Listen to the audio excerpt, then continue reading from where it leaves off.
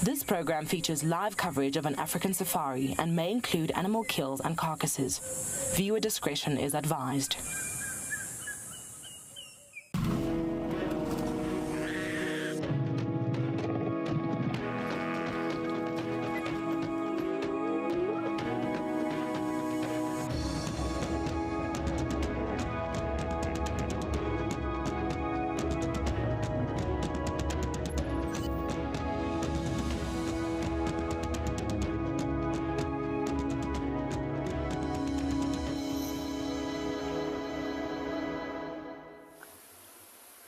Good afternoon and welcome to Eco Trading Pridelands. It's a blistering hot day out here, and as I got to work this afternoon, the temperatures was 42 degrees in the direct heat. It's probably somewhere in the high 30s, but we also have been accompanied by high humidity. And we can see that it's even sapping every little bit of energy from the dogs that are still resting up in the shade. So my name is JP Leroux, and behind the camera is Craig. So our plan for this afternoon is to spend a little bit of time with the dogs and then relocate to a few shady spots. As it's blistering hot, it's very unlikely that anything is going to move, with the exception of elephants and giraffe. And as I'm talking about giraffe, we've just got a giraffe that popped into our screen. And these are species that are generally quite well adapted to incredibly warm conditions and moving in the heat of the day. Some of the other well-adapted animals for heat conditions is definitely little warthogs, and there's a few of them that came in for a quick mud wallow as well. Let's see what our giraffe gets up to.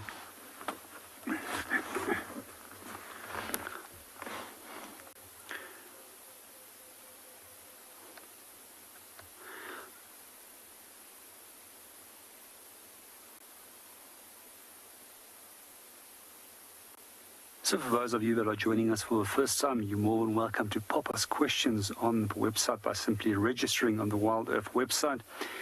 And if you're under the age of 18, you can also pop us an email at kidsquestions@wildearth.tv. As naturalists, we do love questions, as questions quite often help us to guide us in the right direction of things what is of interest specifically to you.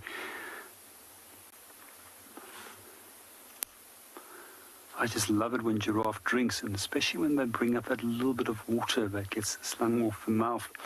For me, the most beautiful thing to watch a giraffe doing is drinking at sunset or sunrise, when you've got that beautiful golden light, and especially that golden light then reflects off those little water droplets.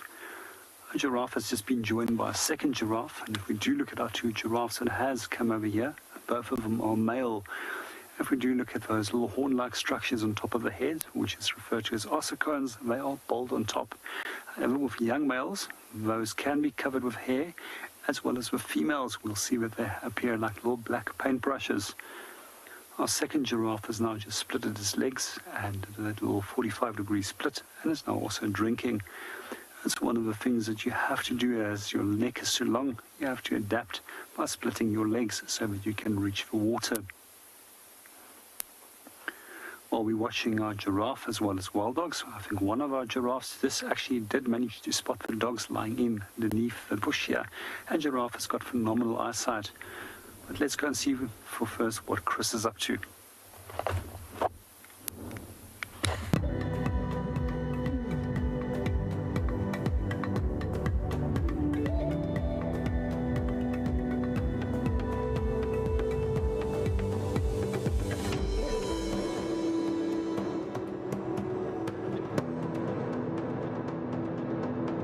Looks like today is going to be a very, very hot day. We just saw a leopard right there. Is that Tessa? Right there where Tessa is now. It went into the drainage. Literally there where they were just before Tessa arrived. And you can still hear the wildebeest right next to me alarming, the monkeys in the distance, that sort of chatter. And I'm hoping that Tess can find it. My name is Chris, and I'll be operating Damcam this afternoon. And what a start, even though we didn't get it on air. Maybe that would be a good starting point for Tessa to go and look. Literally we're there where she was stopped. It's where it went down into the drainage. So I'm really hoping that they would locate that.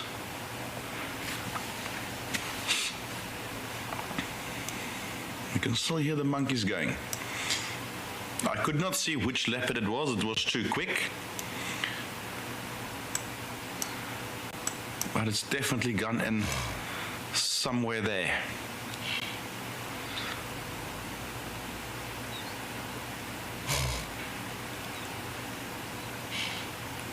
The monkeys definitely sees it. Well, let's head over to Tess to see if she can perhaps give us an update from her side.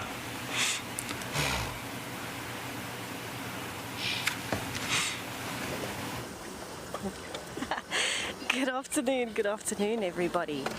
I don't have an update as of yet, but Morgan and I are about to dip into the drainage line to go and have a look if we can find the leopard. My name is Tess, I'm going to be your guide on safari for the afternoon. Behind the camera is Morgan, and we've just come off the road towards the dam and we can hear a few birds alarm calling, so I'm going to carry on. Hopefully we can find this leopard. I'm not sure which leopard it was, but hopefully we find it. We can still smell popcorn. We could smell it when we drove over the dam wall. And so I'm wondering where this leopard is. It's very fresh. So Chris saw it at exactly 3:30. That's 5 minutes ago. And this leopard must be somewhere here in the drainage line. Oh, I could fit through there, Morgan. That's a good idea. Let's see if we can find it. So it is quite dense down here. It's a bit of a tamboti thicket, but there is an old established two-track. In fact, there's quite a few. And you used to be able to drive right from here all the way down to Gowrie, Maine, I believe. So we are going to do our level best to find this leopard this afternoon. Fingers crossed, everybody. Hopefully it's around here somewhere.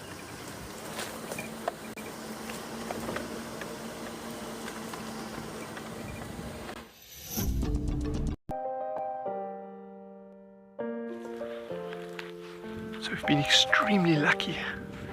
And this is what I'm talking about when I say just spend time with animals. This is very, very, very cool to see this. Do cheetah males groom each other for social bonding? And I can't give you a better answer than what they're actually doing in front of the camera right now. The Endangered Wildlife Trust is among Southern Africa's largest and most established non-governmental conservation organizations. Our strategic vision centers on saving species, conserving habitats, and benefiting people. In 2021, the EWT secured habitats, reintroduced African wild dogs and cheetahs into reserves across Southern Africa, and created vulture-safe zones to reduce major threats to vultures, such as poisoning and electrocution. On the 3rd of March 2022, we celebrate World Wildlife Day under the theme Recovering Key Species from Ecosystem Restoration. Standing strong alongside our partners, donors, supporters and friends, the EWT staff have achieved remarkable gains for conservation. Thank you for helping us protect forever together. Guys, have a look at what we've got. This is better than my birthday. Look at that. This is the first time that I ever see cubs this small. This is so special. This has officially just become my best sighting of all times. Tune into WildEarth every single day. It's in your nature. It has been a wonderful privilege to identify one of our key characters here at Penguin Beach, Pepper, with a very, very distinct facial patterning, as the name would suggest, very peppered and speckled belly. I'm really looking forward to seeing what this penguin does over the next few days and months. Because of those unique markings, it's going to be really, really cool to watch it as it moves around the penguin colony point. Surprise! We found the leopard. As we came down into the drainage line, we're about 15, 20 meters, okay, maybe a bit further from the dam wall. And here is the leopard. She was walking straight towards the vehicle and, in fact, looking at the impalas we saw just before we dipped into the drainage line. It looks like Tlalamba. She is quite hot at the moment. You'll see she's panting. But let's just sit for a minute and take it in and listen, because she looks quite interested. She's moving. Let's just have a minute just to take it in.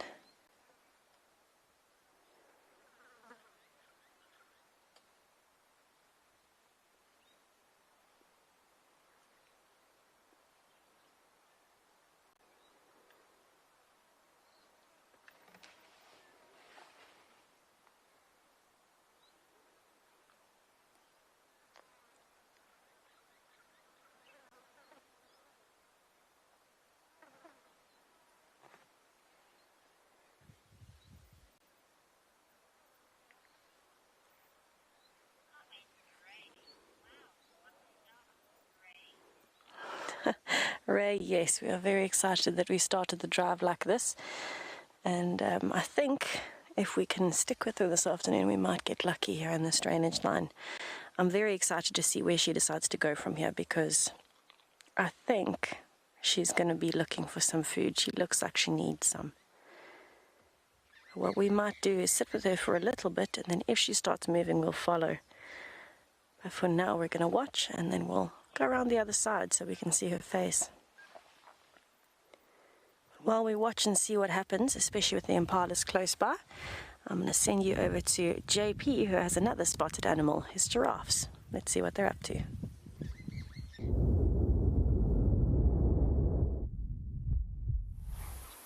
Welcome back to Pridelands. Our two giraffe bulls are now busy necking, which is basically fighting. It's a very ritualized way of fighting to try and dominate the opponent. And eventually, the stronger of those two opponents are the ones that are going to walk off with a female and mate with her. We sometimes will also notice when two bulls fight and the one takes the prize, when it does come to the fight, that will often mount the other bull and mock mate them, which is also some form of dominance signal which they will exert. Although it doesn't look very effective, these blows can be actually quite lethal. They can actually hit a shoulder or a leg quite hard and actually topple over their opponent. There's even cases where giraffes apparently have been crippled by their opponents. We're just going to sit and watch them and see what they get up to. At the same time, I find it absolutely fascinating to watch these two giraffes expending so much energy in the open sunlight. And in the direct sunlight, myself and Greg, we're sitting in the direct heat, and it's incredibly hot. But if you're a giraffe, you actually have a few tricks in your sleeve, which makes it a little bit easier for you and which enables you to go into the direct heat of the day. And if we do look at those patches, they're very effective with actually dissipating heat. But also if you look at their neck and their legs, long, slender, and that also assists with actually getting rid of excess heat. It's actually amazing that most organisms out here cannot tolerate much of more than 2 degrees increase or decrease from their core temperature. But there is a few animals here in Africa which actually can tolerate quite a large amount of heat. Generally, we consider animals to be effective at 37.5 to 38, unlike us, which is generally 36.5. And we see that some species, such as oryx, can actually push up their body temperatures up to some 43 degrees Celsius. Well, that was an amazing blow that one just gave to the other. Let's see what they get up to. I'm just going to be dead silent. Let's watch our giraffe and see who takes the prize when it comes to this fight.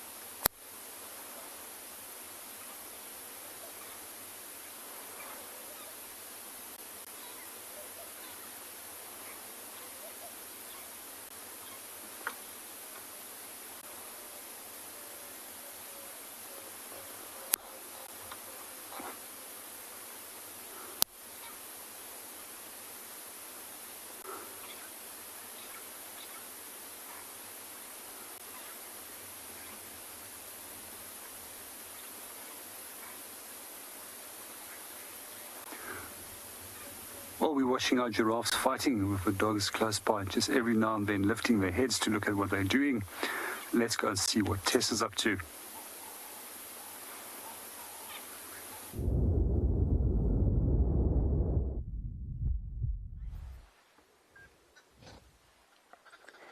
So it seems as though she is just relaxing in the shade. It has heated up very quickly. It's actually a humid day today.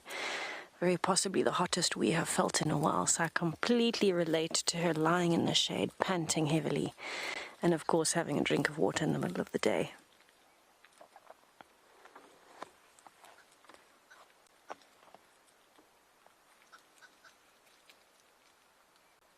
There are quite a few birds calling around us. The impalas actually didn't see her, so they're still up on the other bank somewhere, just on the edge of the drainage line. But she doesn't look very interested. You can see she is actually having a nap.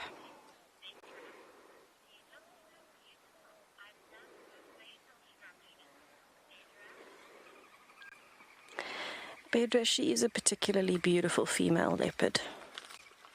The princess. She has got quite a gorgeous angular face, so I agree with you. I definitely agree with you.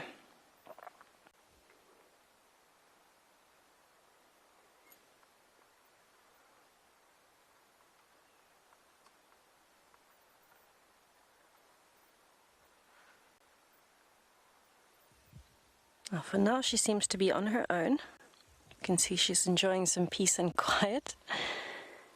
And that's what we're going to be doing as well. But I'm wondering where she may have hidden her cubs. Somewhere in this drainage line, I'm sure, but probably further south.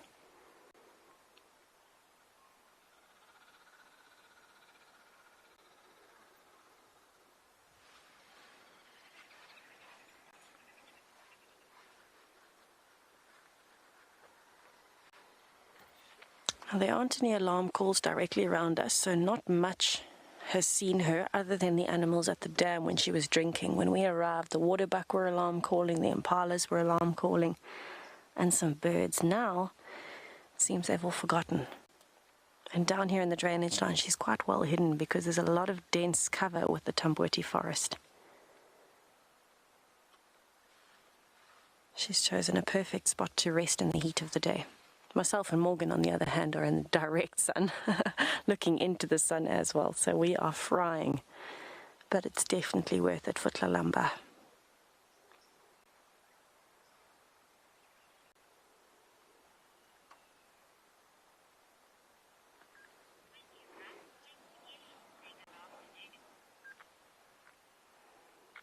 We are going to stay with her and see what she gets up to this afternoon. Hopefully we'll get a glimpse of her moving again just now. In the meantime, I'm going to send you over to my friend Kelly to say good afternoon.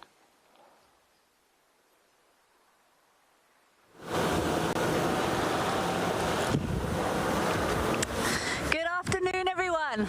Well done, Tessa. So cool Tlalamba's turned up. After you heard alarm calls on dam cam yesterday, maybe she's been in there the whole time. I've decided to come and have a check not too far north of the dam. I know we've heard lions calling in the distance on dam cam for a couple of days now. So I'm just taking a slow drive along this cut line to maybe see if there's no sign of them crossing in. There's a beautiful roller just landed in this tree. Let's see if he's going to stay for you, Odie. This afternoon I've got the fabulous Odie on camera here with me. It's a beautiful roller. I think it's a European roller. It's quite difficult to see. It's got his head in the shade. Yeah, I think it's one of the European rollers. So these guys are going to be heading off soon. They're going to be stocking up. It's actually got a really strange colouring around the top side of the wing there. Sorry, Odie, you can't, that light's not great there. They're going to be feeding frantically on insects to make sure they've got enough energy for their long fly home. It It's actually super warm this afternoon. I think we might be having a cold front coming in.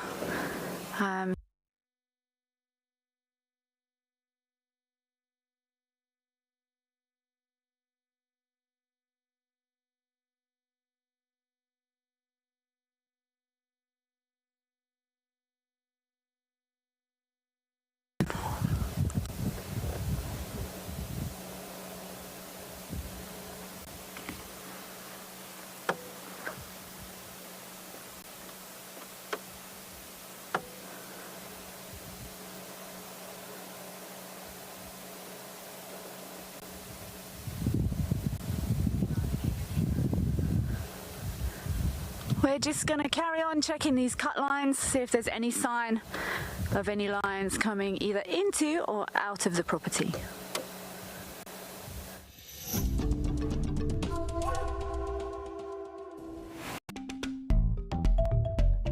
The WildEarth team and Cape Nature have partnered up to host a special event on Global Recycling Day 2022. Join the Penguin Beach team, Cape Nature and other volunteers to collect litter in the Cape Nature Marine Protected Area at 12 o'clock Central African Time on the 18th of March 2022. We will meet at the Dianthus Close parking lot in Betty's Bay. For those of you who can't join us on the 18th of March, WildEarth would love to see what you are going to get up to for Global Recycling Day. Send us your tweets on how you collect litter and rubbish at #WildEarth by the 16th of March 2022, and WildEarth will showcase your ideas and your photographs on the Penguin Beach Show and on our social media platforms.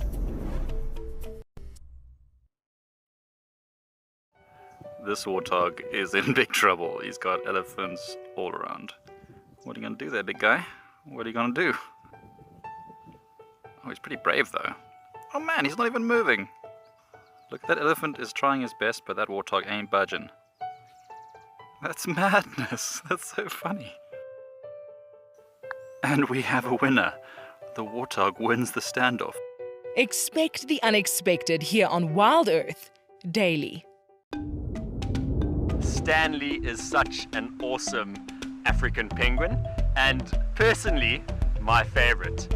I love Stanley because of that amazing plumage variation, that beautiful broad black breastband with the cutest little white heart directly in the middle. And Stanley plays hard to get, but we are so happy to have him down here at Stony Point and can't wait to share Stanley's life with you.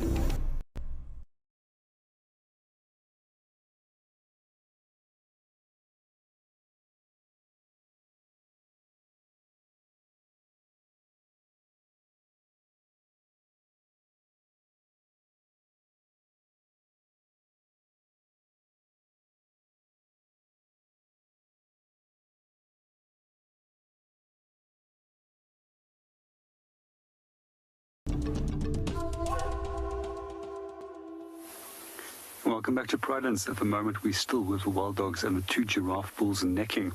We don't know what to actually look at. The most endangered large carnivore one in southern Africa, or the two giraffe bulls that are fighting. But both is equally impressive to sit and watch. Let's keep on watching our giraffe for the moment and see where this fight goes. As I'm sitting here watching them as well, I can hear somewhere in the background there's branches that are breaking, which is also very likely that we might have some elephants that are going to come and join us very soon. One of the things that Craig has just pointed out is how little ticks is actually on the giraffe. Generally, when we do look between the legs and the hind legs of a giraffe, it's full of ticks. And quite often when they do defecate and they lift their tail, you'll also see that it's basically studded with ticks underneath that warm, moist area, which is protected from the direct sun. Also, the ticks will try and hide there to try and stay away from the oxpeckers. And if they do lift their tail, the oxpeckers will very quickly start feeding on it. Good afternoon, Stephen, and welcome to the show. Not at all. If we do look at wild dogs, they weigh in approximately at some 30-35 kilograms. And if we do look at a big giraffe bull, they have got the potential of almost becoming up to 1,500 kilograms. And on top of that, they've got an incredibly powerful pair of legs with a very large pair of hooves, which is probably some 22 centimeters in length, which gets used as defensive weapons against predators. So the dogs will rather stay out of their way, and they also won't hinder them. I've even seen that leopard tends to be incredibly careful of giraffe as well. And we do find that the majority of times when you have kills on giraffe, it's always lions. And they reckon up to 50% of the first-year young actually gets taken by lion. There's a few interesting video clips that I've seen in the past, and that was somebody showed me a young giraffe, probably some adult age, that was taken by a leopard, but it had a broken leg and was defending itself very effectively. But what the leopard had in its favor was the ability to jump and perfectly wait for the right moment. As it missed the first kick, or the kick at that point, and then jumped and grabbed the giraffe at the throat and managed to kill it. We also do find that leopards will occasionally also go for young giraffes, and it's not uncommon to find a young giraffe being pulled up into a tree. Well, our giraffes have now disappeared just behind the trees, and we're going to come back a little bit later when they do come out again. But for first, let's go and see what Tessa is up to.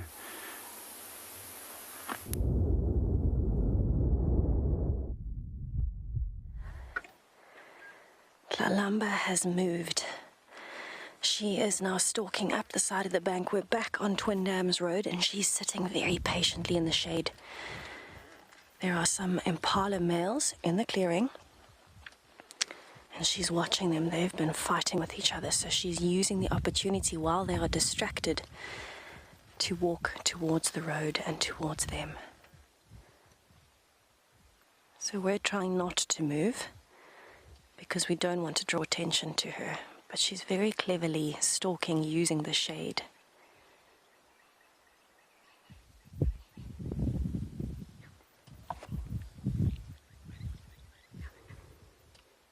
I love it when you can see those shoulder blades on a leopard, when they're half talking to themselves, going, I need to go into a crouch here.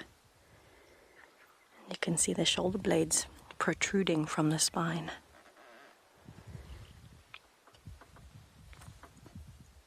So this is quite a powerful position. She's lowering herself to the ground, but still high enough to see, and she's got enough power to jump at the same time.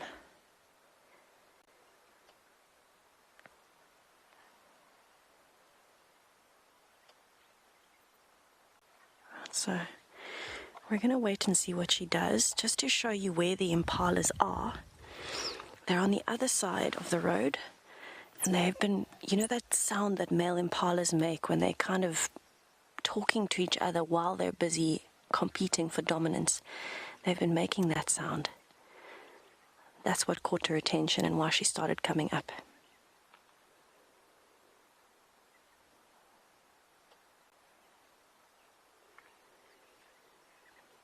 Now they are quite relaxed. They are unaware of her presence.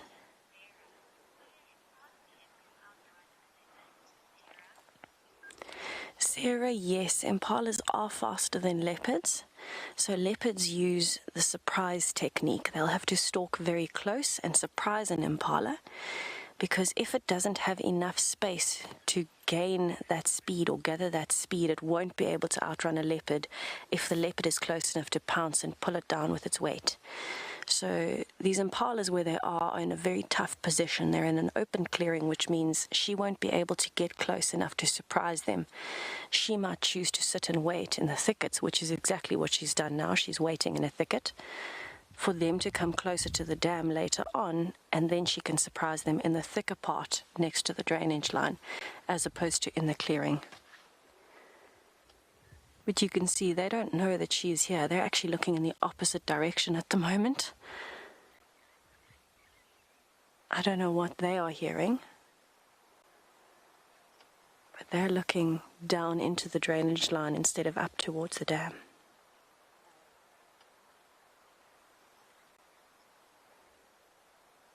So we are going to try and get another view of Tlalamba.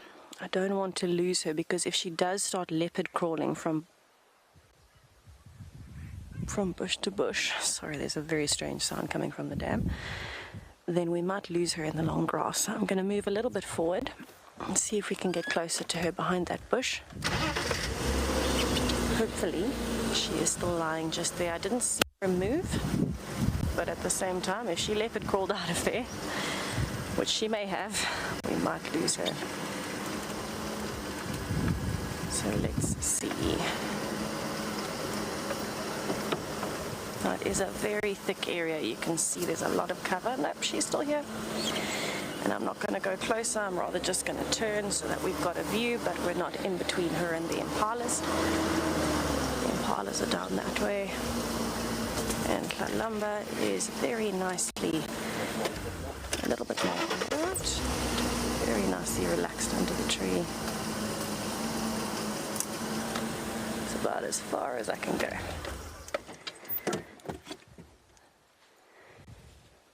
Very cleverly lying where there's a bit of a branch that's fallen on the floor too. Nice cover.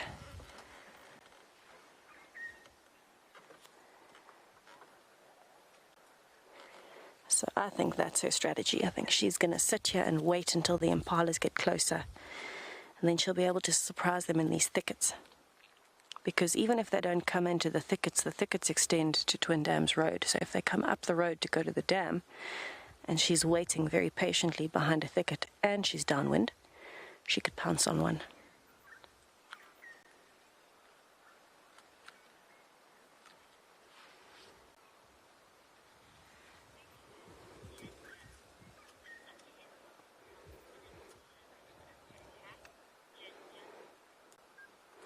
Ginger, it wouldn't be very common for other impalas to come to another impala's defense. Normally, the general reaction is to alarm call and run or stot. Stotting is that display where they bounce from their back feet to their front feet, but that's more common with wild dogs hunting. I have certainly not ever seen impalas come back to try and chase a predator off of another impala. Impalas have very sharp hooves though, very sharp horns, so they can put up a decent fight. And they are faster, so provided they can keep their wits about them and their senses strong, and they're aware when they're approaching a waterhole, which they should be, naturally, because it attracts predators, they should be able to avoid her most of the time.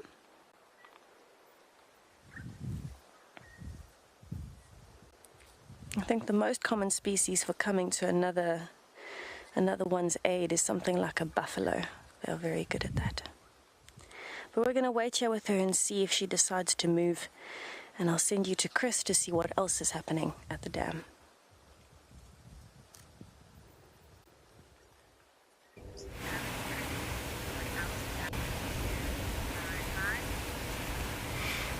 At the moment, the usual crowd at the dam.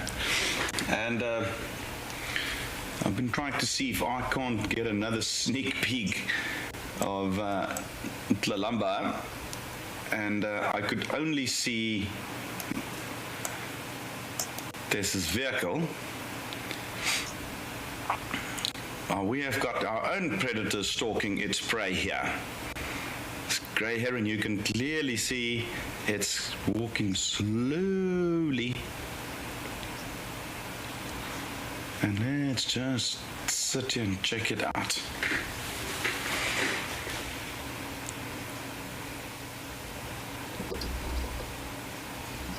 Almost stalking something, a fish or a frog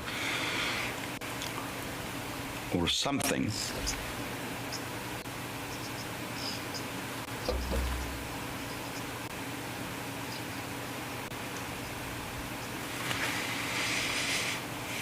And that sound that you hear, there's a squirrel that's jumping onto the camera and the light, you can hear there.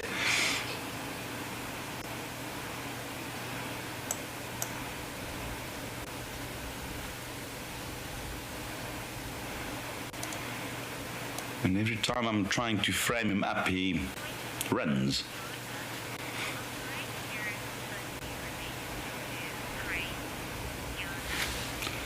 Hello there, Yola. Yola asked if herons, or specifically gay herons, if they are related to blue cranes.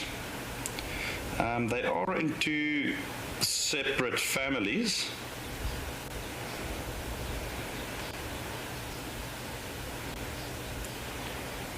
And I can't actually recall which exact taxonomic names it was, but they're not in the exact family.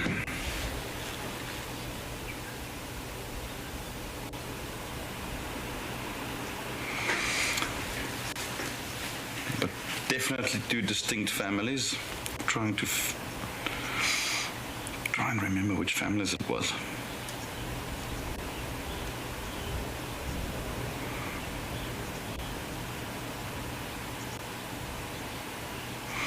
Even though they do look very, very similar.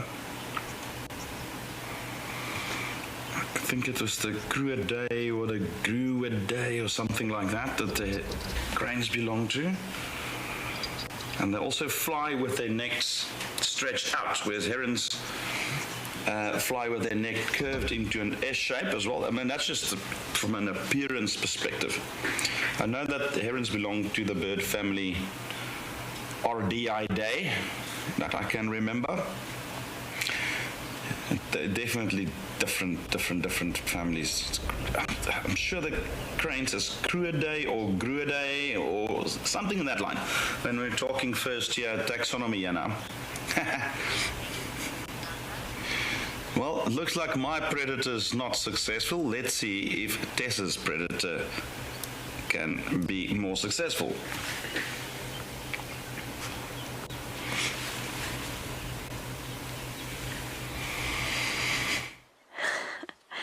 We are no closer to success than we were, Chris, so we're in the same boat as you, I think, except that Lalamba has not tried yet.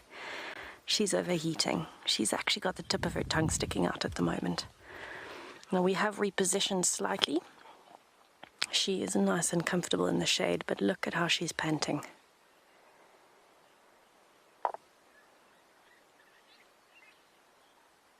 So she's trying to get the wetness of her tongue to evaporate so that she can cool herself down a bit by breathing over her tongue.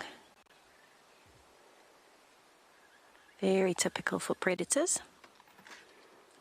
But if you listen carefully, hello, she's got her eyes open. If you listen carefully, you can't hear any alarm calling at all. She's done a magnificent job of staying hidden.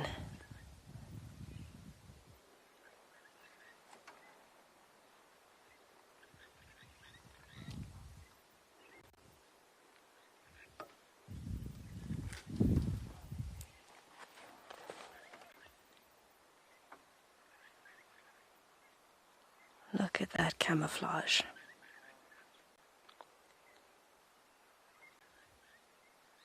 So her strategy definitely looks like it's going to be sit and wait and hope for a surprise. But this is why a leopard evolved rosettes as camouflage. You cannot see her unless you know where you're looking. It looks like the mottled effect of shade coming through leaves on a tree. And she's using it to its best advantage at the moment while she's relaxing and trying to cool off. The giveaway is that little patch of light on her belly as she's panting.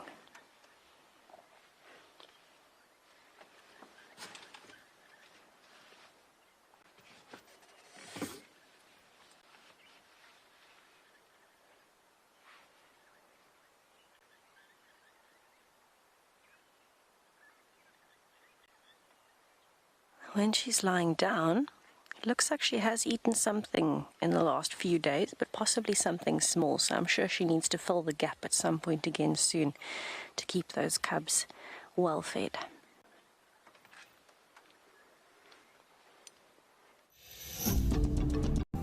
I am here at Jacuzzi, where Cheeky the African penguin was identified for the first time on the 20th of January 2022.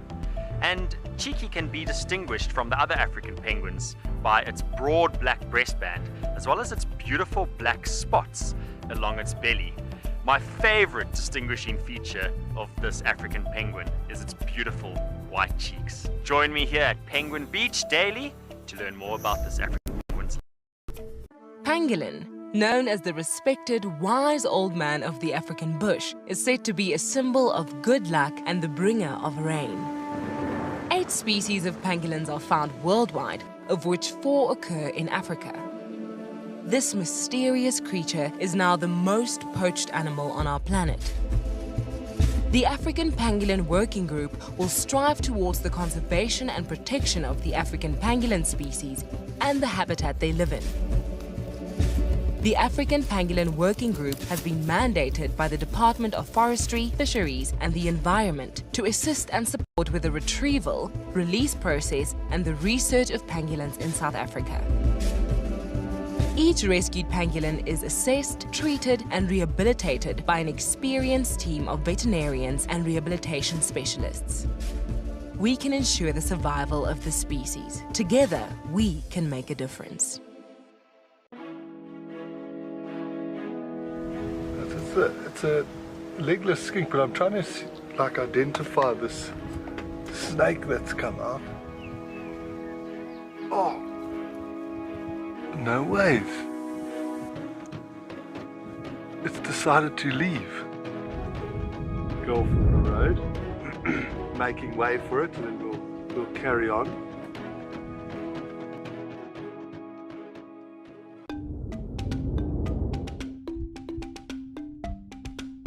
Identifying individual African penguins can be extremely challenging because at first glance, they all look the same. Identifying Duo, an African penguin with a double breastband, was extremely exciting for me. Less than 5% of the African penguin population has this unique variation in plumage. And I can't wait to share Duo's life with everyone on WildEarth.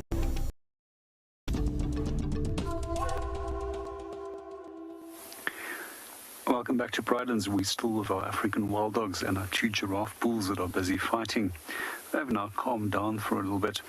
When it does come to fighting, we sometimes see that young giraffe males will also fight, but this is not as serious as it is when it comes to mature adult bulls. And even between mature adult bulls like this, we also see that fights are quite rare, as there's normally quite a well-defined hierarchy in terms of who is who, depending on their sizes. But when you do have 2 equal-sized males, it generally is going to end up into a fight when it does come to trying to get to the females within a specific group. So when we do find bulls, they're generally on their own, and we sometimes see that they might form a few small groups when they are feeding, especially in areas where there's very good feeding. In general, we see females tend to be more likely to actually associate with one another, but we also find that there's absolutely no fixed social structure when it comes to giraffe. They just simply come and go as they want, and there's nobody that's a leader within a specific group. And when it does come to males, they simply mate and move on and show no further responsibility towards the young. And if you wondered what the gestation period is for a giraffe, it's roughly some 457 days, which they will take before the young is born. I was going to have a quick look at what the dogs are doing. They're still resting up over here, making the very best of a shade which is underneath this russet bush willow. A few moments ago, the sun was actually a little bit obscured by the clouds that started moving in front of it and made things a little bit cooler for both ourselves as well as for the dogs. And when he saw that they actually displayed some form of behavior and moving around a little bit and then went back to go and rest again, I think they're going to start getting up very soon again and reposition themselves as if the sun is now catching up with them.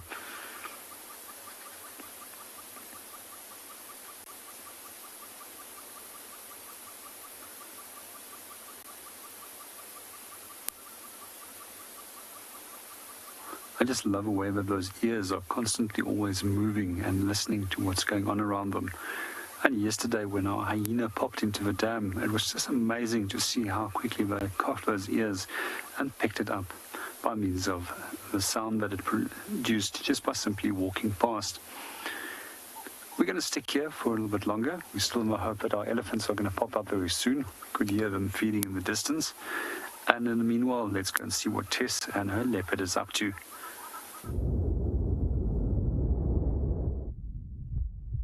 She is a very sleepy leopard this afternoon, and I cannot blame her. Myself and Morgan are in the full sun. Melting, yes, we are melting. We're becoming puddles in the car, but worth it. So I fully agree with the position she has chosen. Nice and shady. Hopefully the ground is nice and cool. And she can just sleep off a bit of the heat until she wants to move a bit later.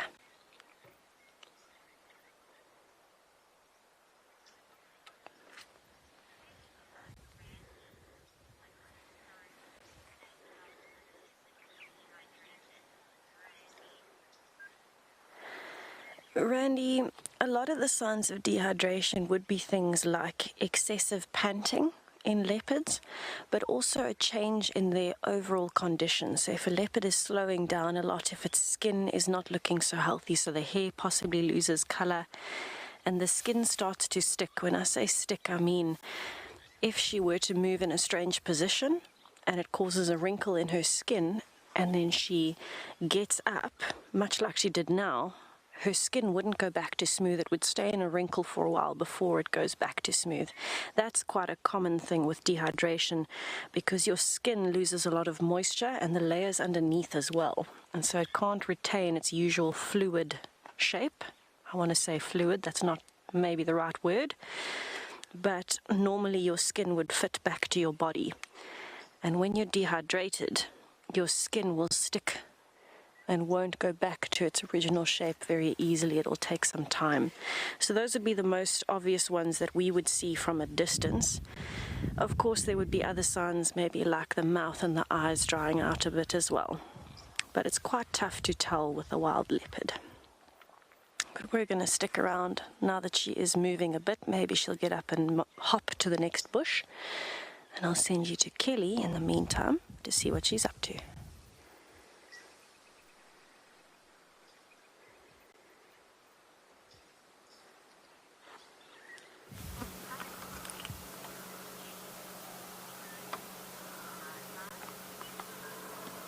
Thank you, Tessa.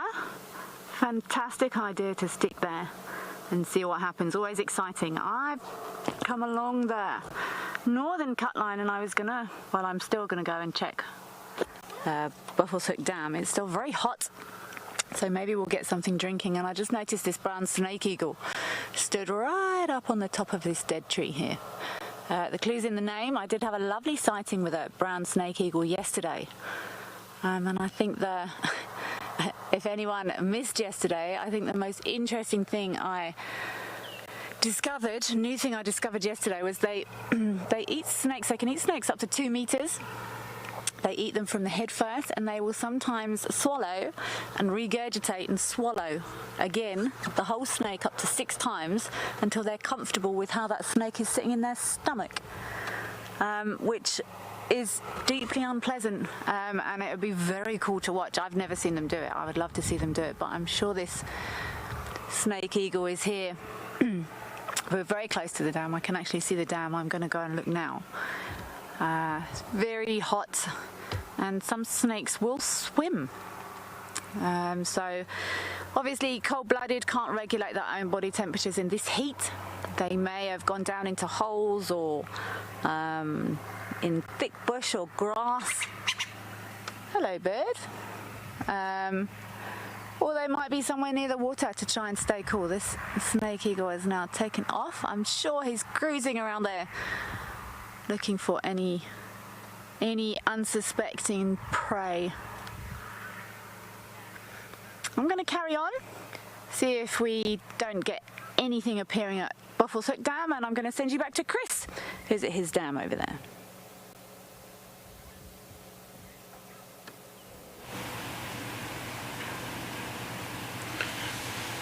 I've been watching the waterbuck, who's now 100% relaxed and calm. They've obviously forgotten that there was a leopard here just a little earlier. And as they move out of screen, we were talking about the hot day that we're experiencing, and as well as we've got potential rain forecasted from tomorrow onwards, but we might even get some thunder showers today even. You can see some of the clouds building up there in the distance towards the southeast. Now there's a cold front that's moving our way. It's actually quite a large cold front. That's basically the first big cold front of the year. And it should, once it reaches us and meets up with this hot air, it might actually result in some rain.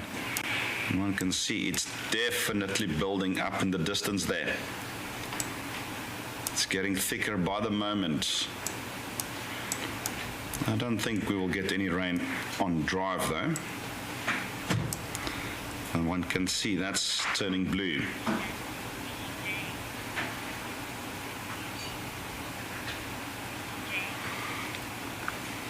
Hello there, BJ.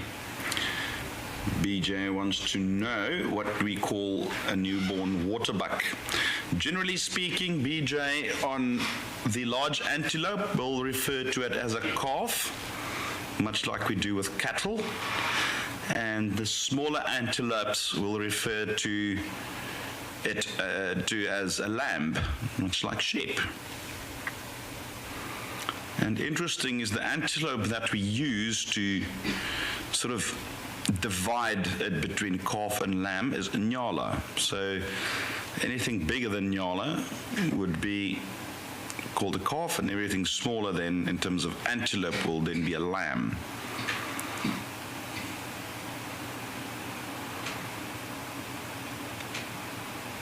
And the same goes for the gender sort of name. Everything larger than nyalas will be bull and cow, and young will be calf. Anything smaller than nyala will be ram and ewe, and obviously the young will be called a lamb.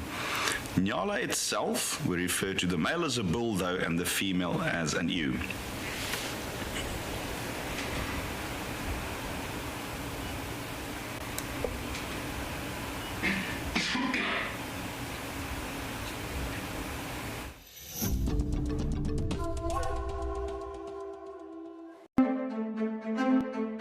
Spinning around in outer space, our planet gives life to the human race. Every day when WildEarth is out on drive, we see our Earth's beauty. We see her alive.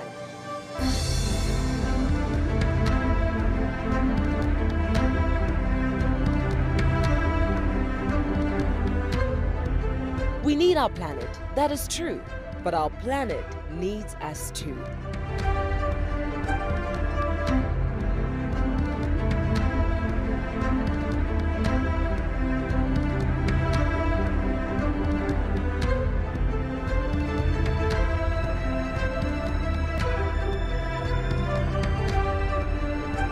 WildEarth will be celebrating Earth Day on the 22nd of April with a special safari live show.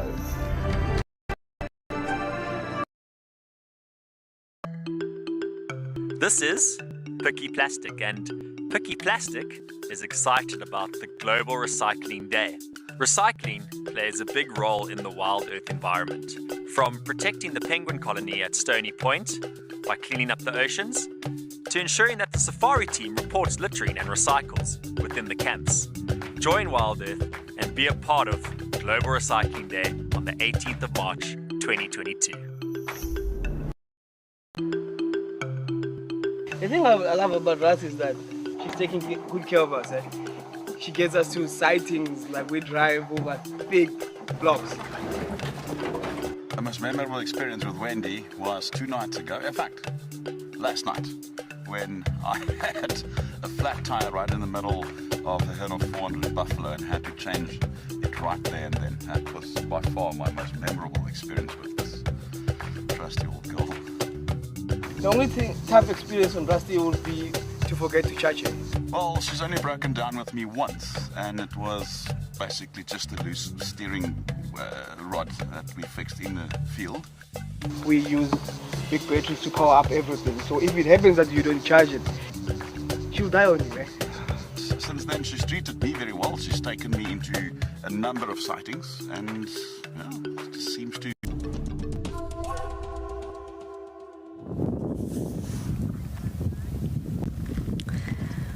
just got to Buffalo's Hook Dam.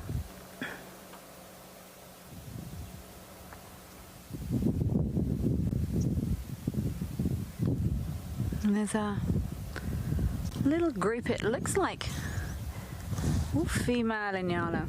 The typical social structure of these Inyala is mostly females with maybe the latest calf and the calf before that. So you don't normally find big groups of Inyala the way you would with impala or some of the other antelope.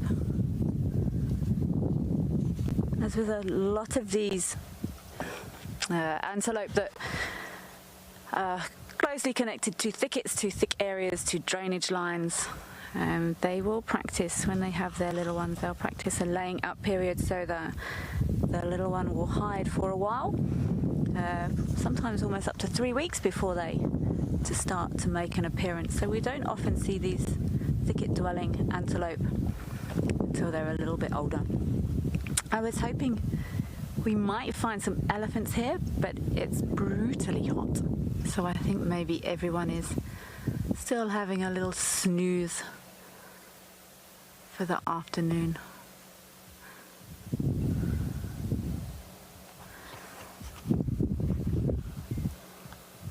This girl is looking nervous.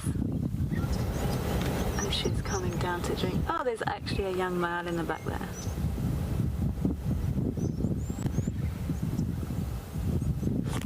It always surprises me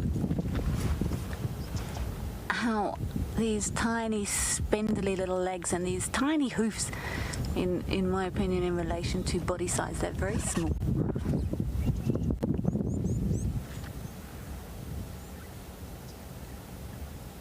There's a young male just at the back there. There's two stood side by side, the one furthest to the right. That's a young male just there. You can just see his horns starting to come through. Hello. Oh, look at those ears. And you can see it's starting to get darker on his neck. That hair is starting to get longer along his, longer down his spine. And he will develop into what we know as those beautiful big male Inyala. I'm not sure if Chris has seen any there on dam cam this afternoon. I know there's often one or two walking there.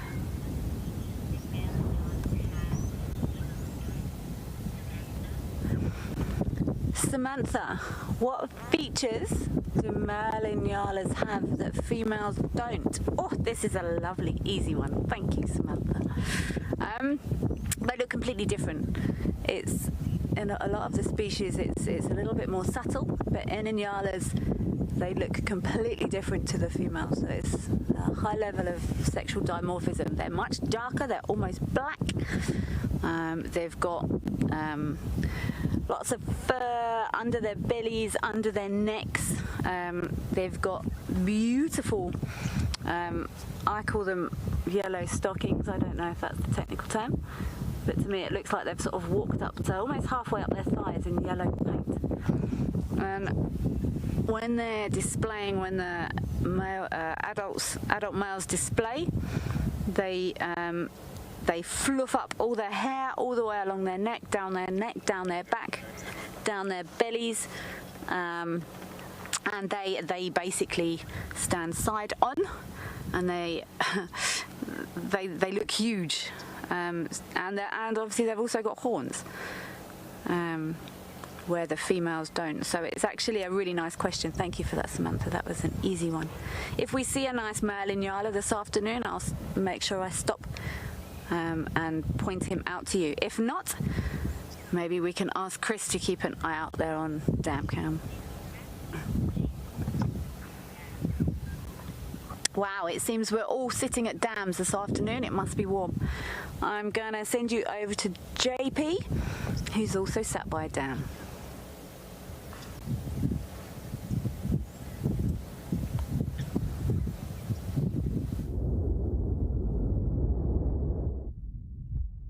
still, and we just repositioned the vehicle as if we were sitting in the direct heat, and we decided to go and take a short little drive and see if we could find anything else.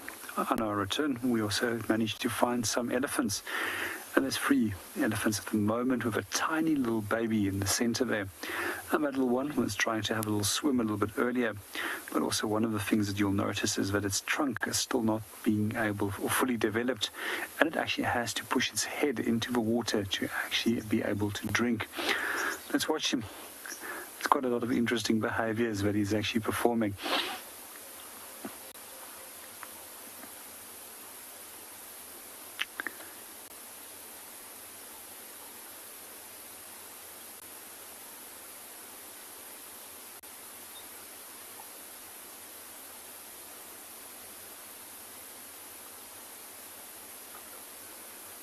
It's always amazing to think of it, that a little elephant like that is born at an approximate weight of some 120 kilograms, and it has a potential of reaching well over 10,000 kilograms. And a bull, however, most bulls are in the vicinity of 6,000 to 7,000 kilograms.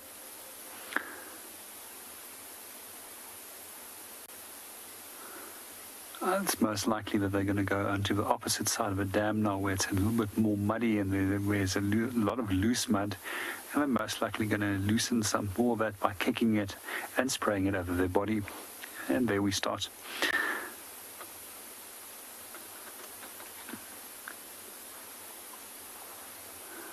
I must admit, on a warm day like today, I also wouldn't mind a shower from an elephant. It's quite warm, and as we mentioned earlier, it was already 43 in the direct heat.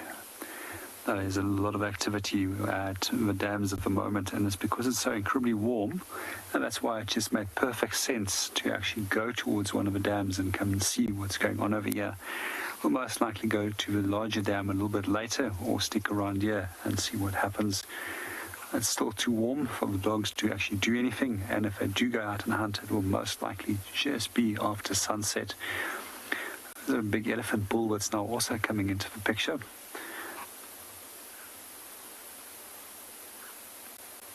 While we're watching our elephants, while they're busy coming in to come and have a drink as well as mud bathing, let's go and see what Tess and a leopard is up to.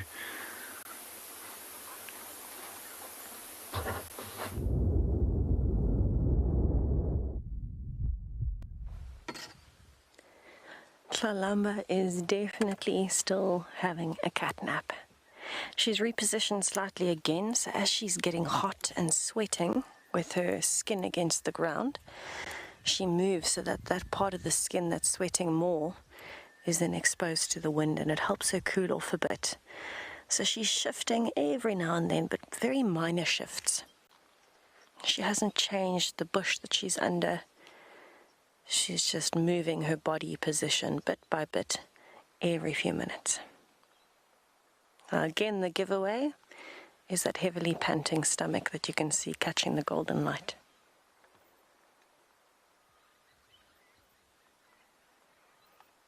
It is also deceiving because it looks very hollow when she's lying down, but this is normally the case. And so when she's standing up, it does look like she's had a small meal sometime in the last few days. Let me give an update on the radio quickly.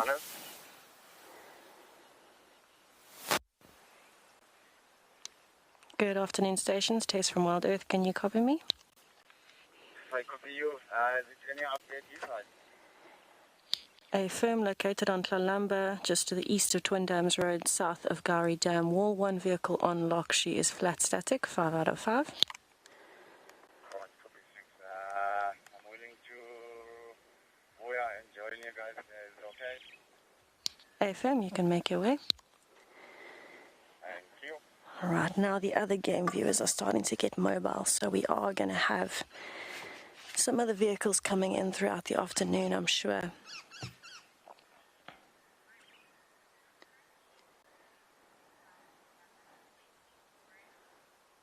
Ruth, definitely. Other leopards will be able to smell even hyenas and lions when they sweat, not even just another leopard. So the predators have very strong senses of smell, as do things like impalas.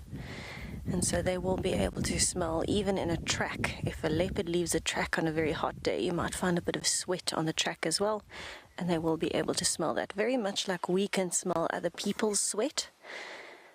It can be the same thing, and it will differ leopard to leopard, and they will be able to pick up on that scent.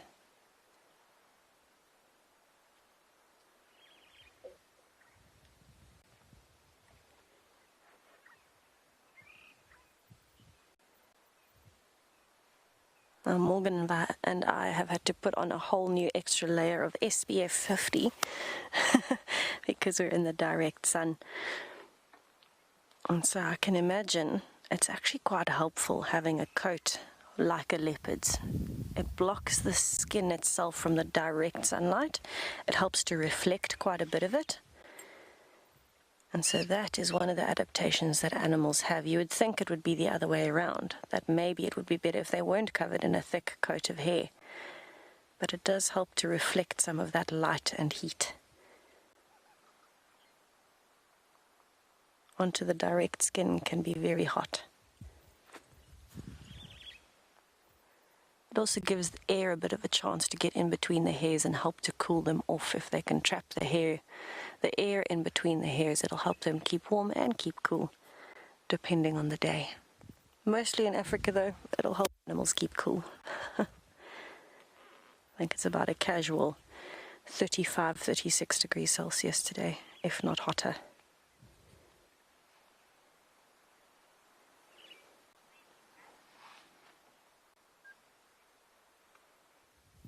We're going to stick with her for a while longer. Hopefully she will start getting up and moving now that the breeze is starting to pick up a bit, and as the sun carries on moving towards the horizon.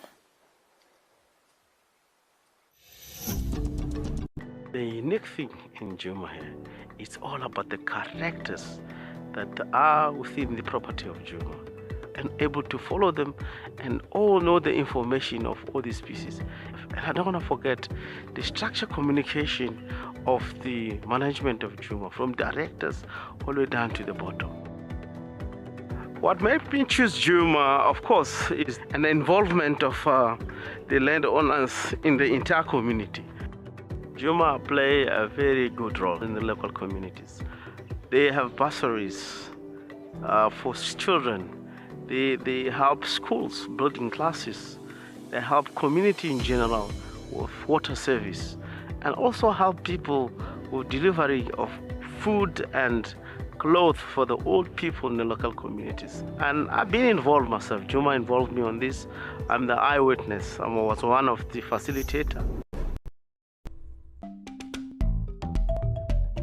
The WildEarth team and Cape Nature have partnered up to host a special event on Global Recycling Day 2022. Join the Penguin Beach team, Cape Nature, and other volunteers to collect litter in the Cape Nature Marine Protected Area at 12 o'clock Central African Time on the 18th of March 2022. We will meet at the Dianthus Close parking lot in Betty's Bay. For those of you who can't join us on the 18th of March, WildEarth would love to see what you are going to get up to for Global Recycling Day. Send us your tweets on how you collect litter and rubbish at #WildEarth by the 16th of March 2022, and WildEarth will showcase your ideas and your photographs on the Penguin Beach show and on our social media platforms.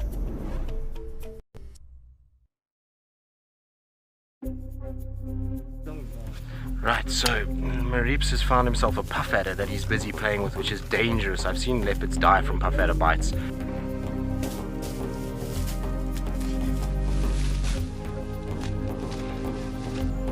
I think he got hit on the paw. So he's obviously taken snakes on before. But at what cost, Marips?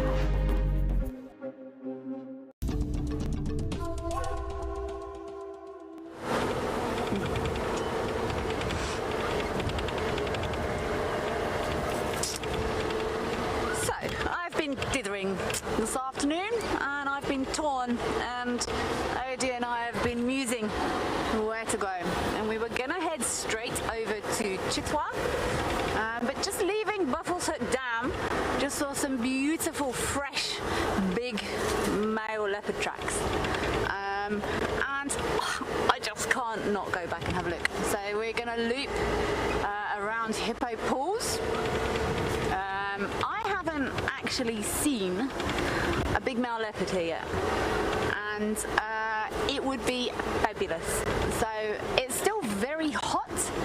There hasn't been much wind today, so those tracks could have been from this morning.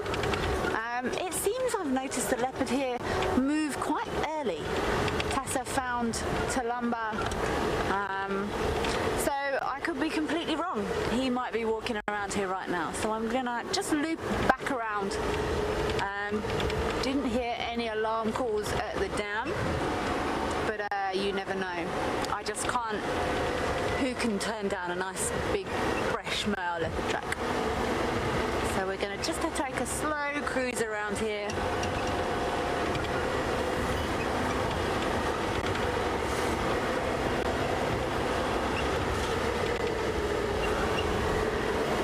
I'm going to carry on driving nice and slowly, and I'll send you back over to JP for now to see what's happening at his waterhole.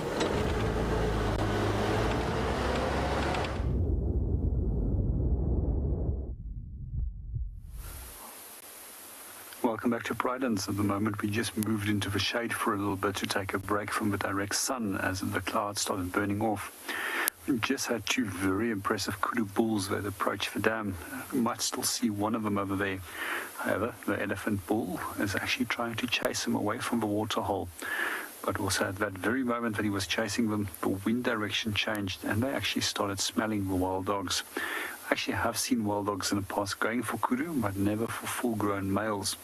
And if you wondered what a full-grown male kudu can potentially weigh, well over 300 kilograms, which makes them the second heaviest of the antelope species out here.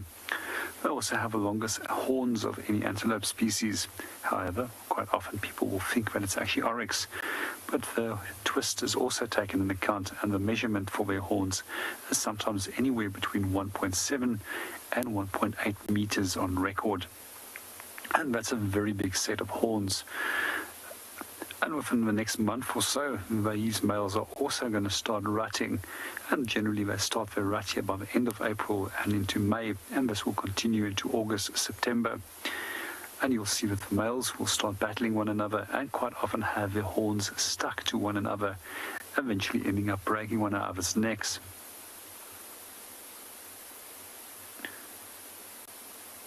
Good afternoon, Darian, and welcome to the show. Yes, elephant bulls are often bullies at waterholes, and they will chase off a number of different species, and they always try and keep those waterholes for themselves, especially very, very big elephant bulls.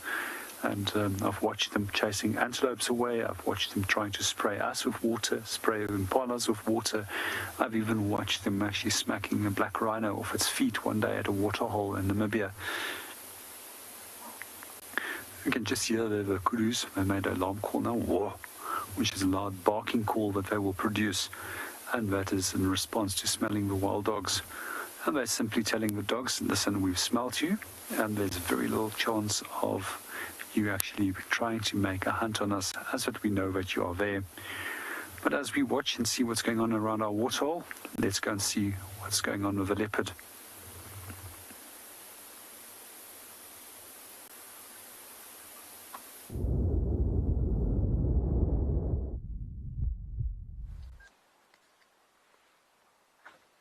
We've had yet another body repositioning from the princess. She seems to be waking up a little bit now. You can see she's starting to groom. That's because we had a lovely break from the sun. There was a bit of cloud cover and it cooled off almost instantly. And she immediately started yawning and moving and then flipped over very playfully onto her side. And now she's relaxing again. Now, I'm fairly adamant that she was here last night. I had a whole lot of different animals alarm calling on dam cam. I had baboons and monkeys and birds and bushbuck barking as well. But it's so hard to find a leopard from just alarm calls on the dam cam. And luckily, Chris heard the alarm calling this afternoon from Nyala's actually. and had a look around and noticed a leopard on the dam cam. I am fairly convinced it was her here last night still, but just very well hidden. As you can tell, if we drove past now, we wouldn't see her from the road, which is 10 meters away from her.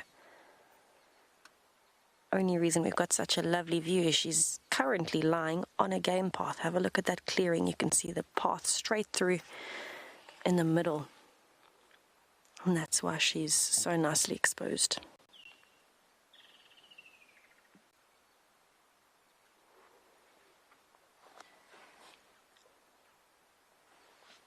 The sun has come back out.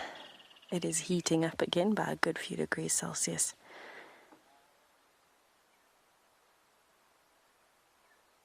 I'm hoping you can hear the flies in the background because they are certainly all around us and they've been frustrating her as well in her ears. But I don't think much else is going to bother Tlalamba this afternoon.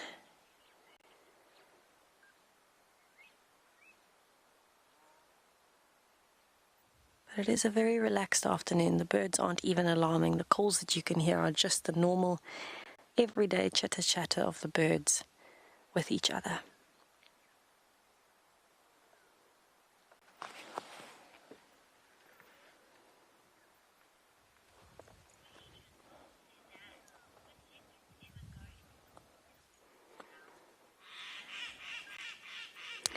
Suzanne, leopards are not known for going into water to cool down like jaguars would. They are more like lions. They try and avoid the water as best as they can, unless, for example, they're forced to hunt in the water, something like catfish or barbel. Then you might find they might enter the water, but no, they wouldn't go into the water to cool down.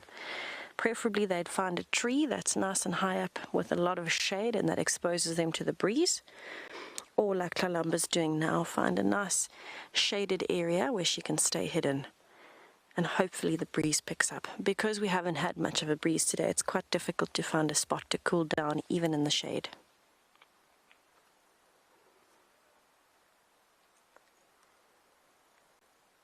The only animals we have here, particularly predators that like the water, are wild dogs and hyenas will go into water to cool down.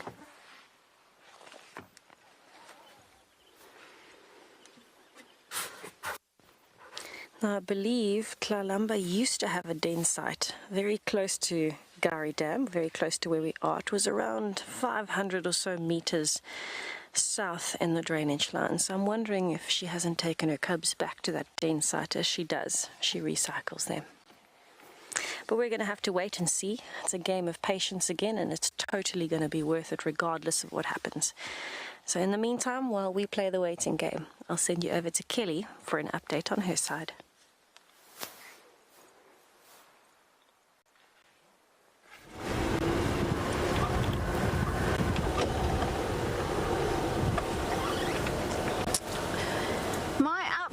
On my leopard tracks is I don't have a leopard. We have just found some female tracks in this area as well, which look a little bit older, and I'm just trying to work out if they might have bumped into each other, which is a huge long shot. It could be that this male has crossed this road I'm on now and disappeared off in completely the opposite direction. The thing about tracking is it's not fast, and as I've said before, I miss my tracker hugely. I'm not the most patient person in the world, but the thing about tracking is you have to take your time. You have to check things slowly, and sometimes it can be incredibly boring. If I'm honest, you have to, if you're going to track properly, you really need to do it on foot. You need to do it through blocks, and the way we track animals. As you know, we found just close to the dam, very fresh, fresh-ish leopard tracks going towards the dam. And the way I would normally do it.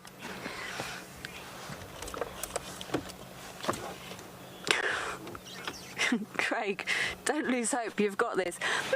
But have I though? He could be on the other side of next door's property by now. But I do want to stay in the area. But what the way we would normally track would be, we would get out the vehicle.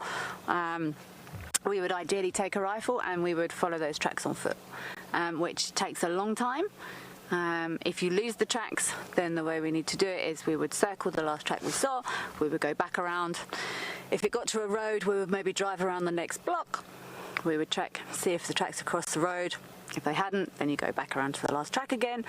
And I've tracked lion, leopard for an entire game drive and not found them.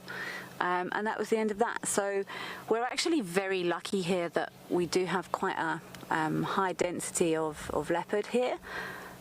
So we do get lucky on a fairly regular basis. And to be honest, I'm driving around. I'm keeping half an eye on the road to see if any of these tracks have crossed, and crossing my fingers. So there's a big difference between what I'm doing now to actual tracking, in my opinion, and I want to make a point that trackers are incredibly talented. To be a tracker is an amazing skill. It's a skill I don't have. It's almost like a feeling. It's an inbuilt, innate connection with the bush, and it impresses me hugely. Every single time. So I'm going to drive around a few roads and see if I can't bump into a leopard or work out which way their tracks have gone. So I'm going to carry on. The grass is dropping a little bit now, but this grass is still very long. There could be a leopard sat 3 meters off the road and we would have no idea.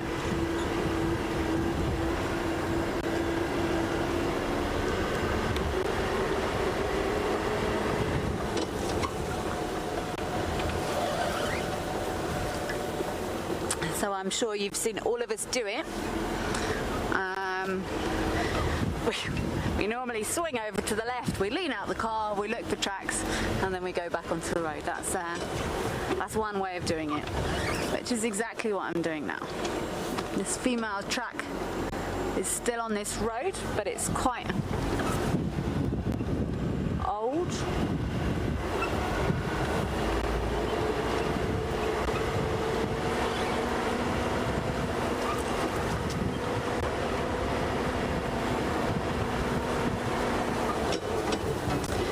I'm gonna continue swinging on and off the road looking for leopard tracks.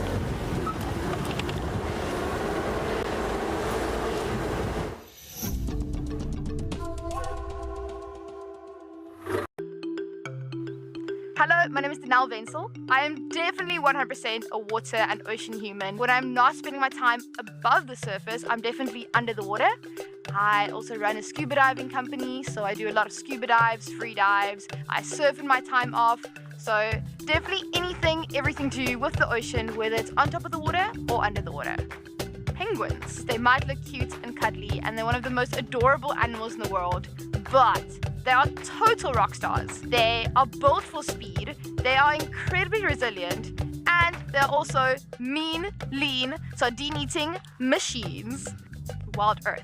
I think it's such an important platform that we can use to share our conservation story with.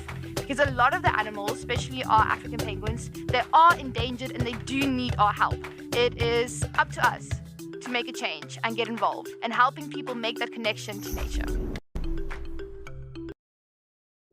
The Endangered Wildlife Trust is among Southern Africa's largest and most established non-governmental conservation organizations. Our strategic vision centers on saving species, conserving habitats, and benefiting people. In 2021, the EWT secured habitats, reintroduced African wild dogs and cheetahs into reserves across Southern Africa, and created vulture-safe zones to reduce major threats to vultures, such as poisoning and electrocution. On the 3rd of March 2022, we celebrate World Wildlife Day under the theme Recovering Key Species from Ecosystem Restoration. Standing strong alongside our partners, donors, supporters and friends, the EWT staff have achieved remarkable gains for conservation. Thank you for helping us protect forever together. But I think that's him. I think that's the one in must. Okay, this is getting serious now.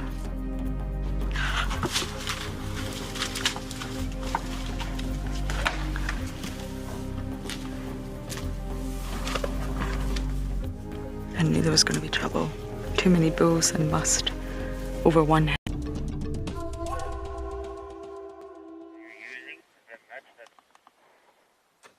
We have once again done a rotation.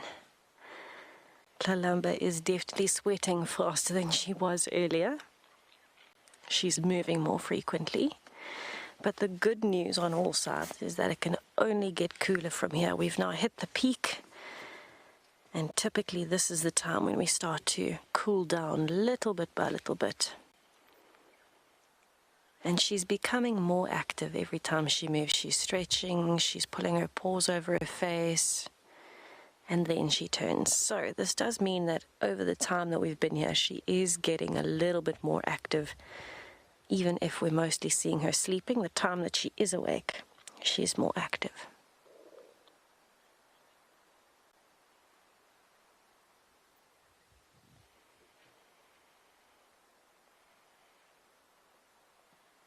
And we have been trying to find out where the impalas are. We can't see them anymore.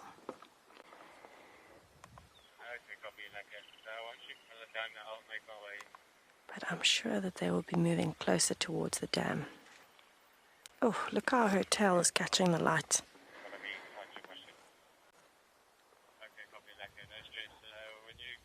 It's such an important method of communication in leopards.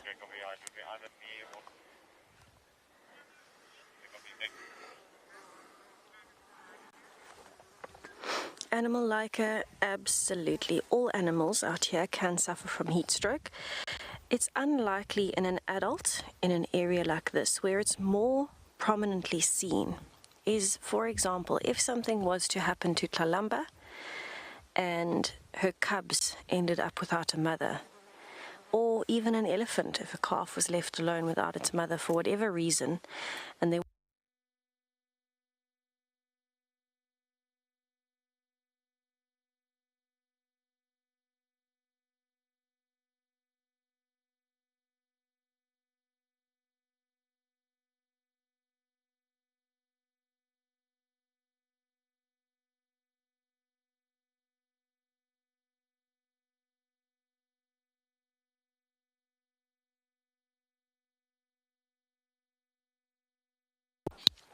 Thank you.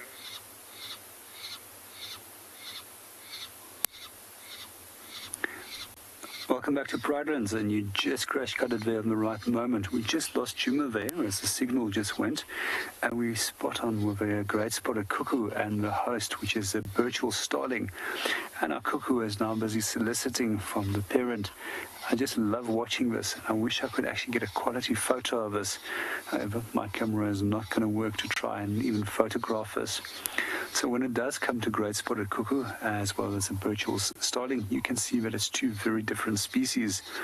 And a few months ago, this little young nest was parasitized by the adults, and the starling, interestingly, doesn't know the difference between its own egg and that of a host, and neither does it know the difference between its own young and that of the host species.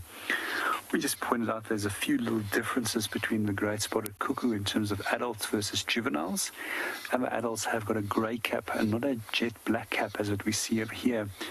And neither does it have those rusty wing panels which we see with a young great spotted cuckoo. These birds are intra-African migrants, and they will migrate into southern Africa, and they come and breed over here by simply dumping their eggs in the nest of the starlings. In this case, they do grow up at first with the starling chicks, but eventually they become so big that they just simply smother them. There's also a few other strategies which many of the cuckoos and brood parasites will use, and that's simply by throwing the egg out of the nest or by killing the hostess young. And especially with Diederik's cuckoo, we see that there's like a hollow in the back, and they will actually flip their wing underneath the egg or underneath the hostess young and then roll it out of the nest. We also see that many of the bird species have actually started adapting that their nest entrances are much smaller to prevent that some of the brood parasites can actually enter their nest. And that's especially true of some of the weaver species. It's just busy shivering its wings there every now and then. And that's a typical behavior which we see with birds when they are begging for food from adults or from the host adult in this case. And meanwhile, let's go and see what Tess is up to.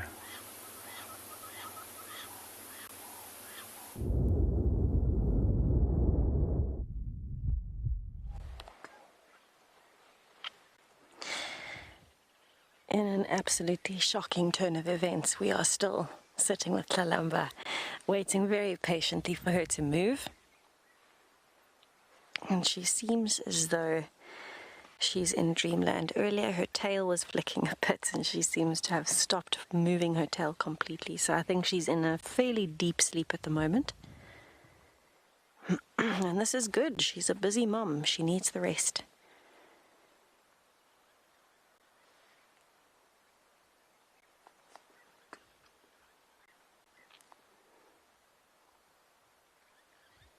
As much as she looks like she's fast asleep, she is getting some much needed rest, but she is alert enough that if she hears something like a twig breaking close by, like an alarm call, she will get up.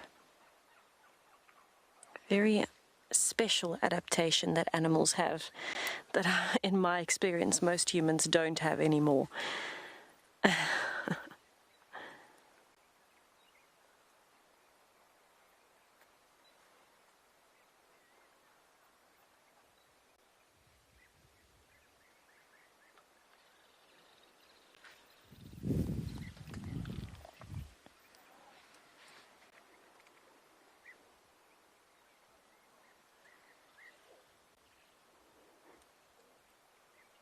From this angle you can see how defined her shape is compared to other female leopards in the area. Very well defined jaw, angular face, absolutely beautiful. Willow, yes, leopards will drink water at any waterhole whenever they have the chance, whether it's full or a little bit muddy when it's starting to go empty. They will drink whenever they get the chance. They have to drink fairly regularly compared to some of the other animals that can go for longer periods. Because the predators eat so much red meat, it means that they have to have a regular supply of water to help them with digestion. Also bear in mind she's a mom, she's producing milk. So that's another important thing for her to have, is enough water and enough nutrition to turn that into milk.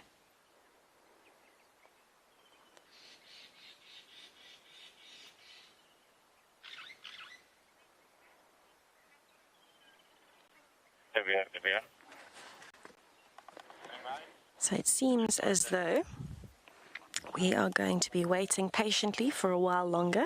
While we do that, let's head over to Chris to see if there are any other predators at the dam.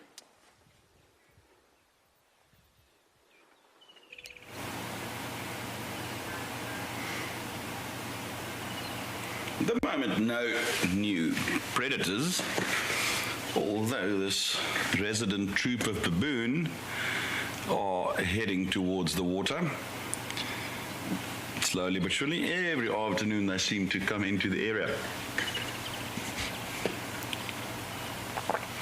I'm just struggling to actually focus on them. The camera seems to pick up the grass in front of them, and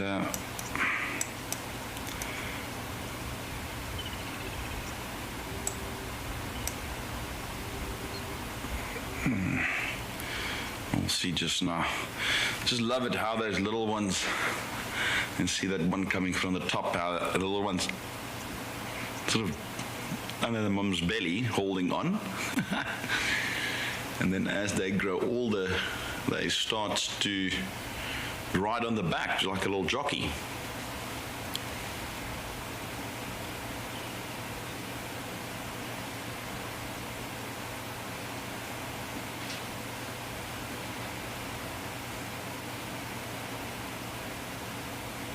They are so entertaining, eh?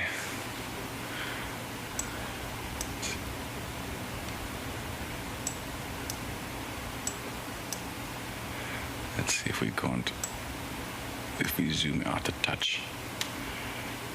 Can't see the move.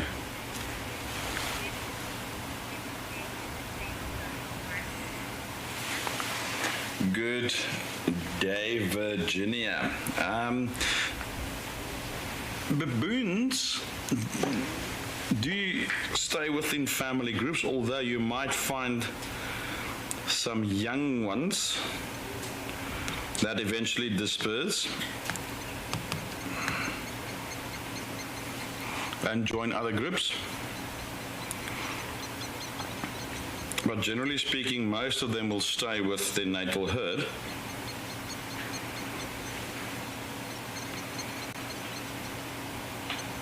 And within that herd, they'll troop. So basically, a troop is composed of multiple adults, females, males, and then their offspring.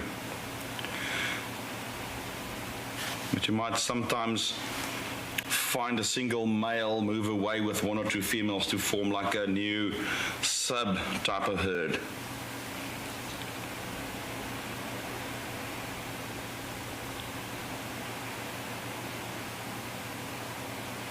Very complex group behavior and social structure. So rank generally applies, both males and females. And it seems like with the females it's rather fixed, whereas with the males it's very fluid as they battle each other for rank. So how it works is females will only mate with males that are ranked similar or higher than them. They won't mate with the lower ranking males. And so what that comes down to is the lower ranked males will mate with lower ranked females. The higher ranked ones will basically mate with each other. And that's to ensure that obviously the stronger you are, the higher your rank will be, and the better care you'll get from the rest of the troop. So again, it comes down to the strongest ones will probably have a better chance that their own little babies will survive. It's just one of those strongest survive principles in action. Look at that one. Little Baba. No, the quality is not so great when we zoomed in like this, but I'm trying to figure out what they are eating there.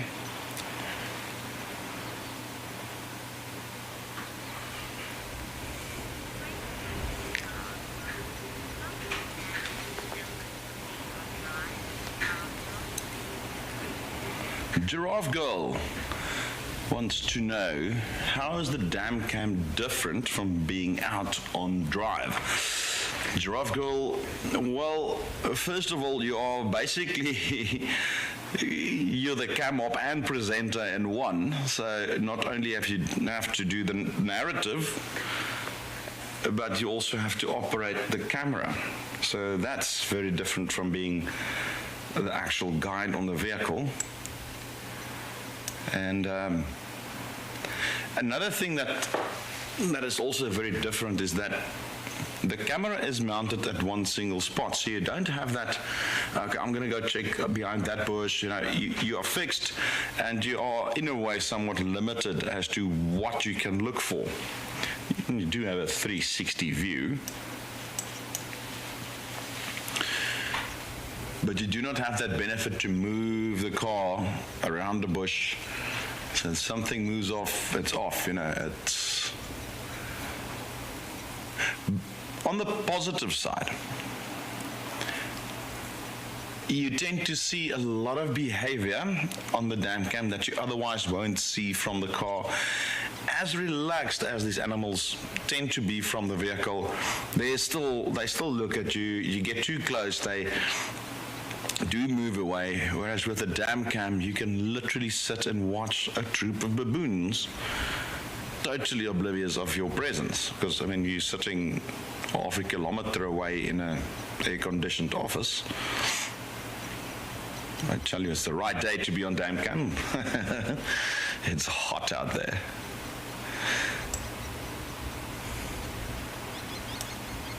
But I do enjoy dam cam. I really do.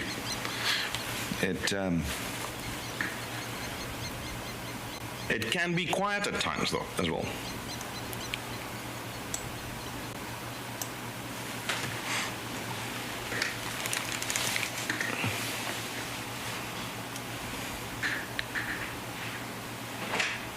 But you often see some amazing things. And I got my first leopard on dam cam today, even though we were a touch too late to get it on air, but I'm delighted to have seen Tlalamba on dam cam. Let's see where our baboonies have gone to. There we go. Still a couple of them sitting there.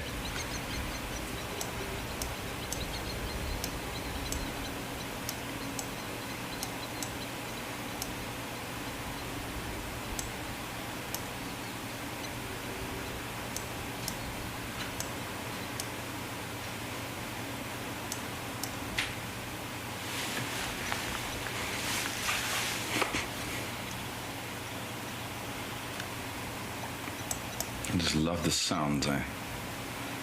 It's just so nice.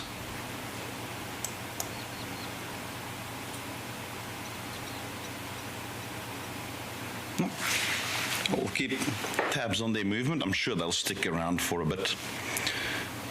Hopefully they will come a bit.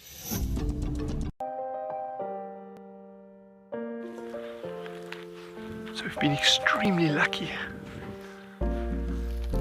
This is what I'm talking about when I say just spend time with animals. This is very, very, very cool to see this. Do cheetah males groom each other for social bonding? And I can't give you a better answer than what they're actually doing in front of the camera right now.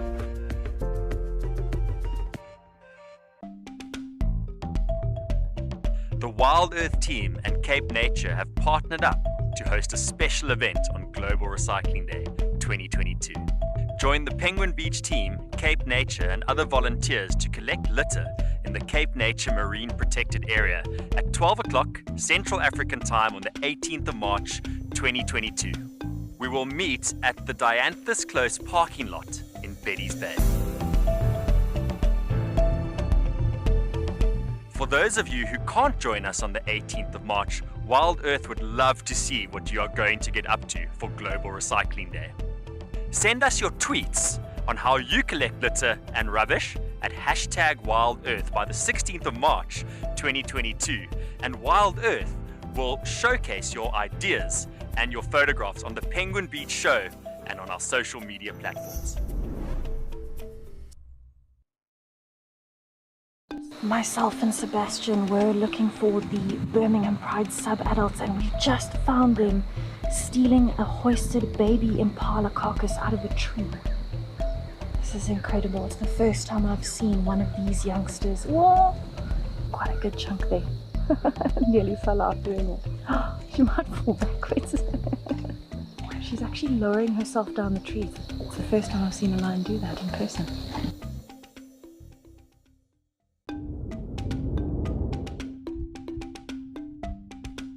Identifying individual African penguins can be extremely challenging because at first glance, they all look the same. Identifying Duo, an African penguin with a double breastband, was extremely exciting for me. Less than 5% of the African penguin population has this unique variation in plumage, and I can't wait to share Duo's life with everyone on WildEarth.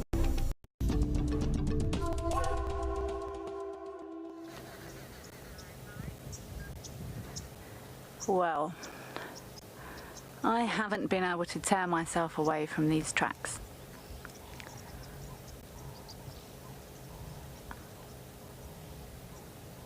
We have looped all the way around the dam, and there were female tracks heading towards these male tracks, and as I explained, the The correct way to track is go back to the last track you had and work your way backwards. And I haven't been able to tear myself away. It takes time, it takes patience.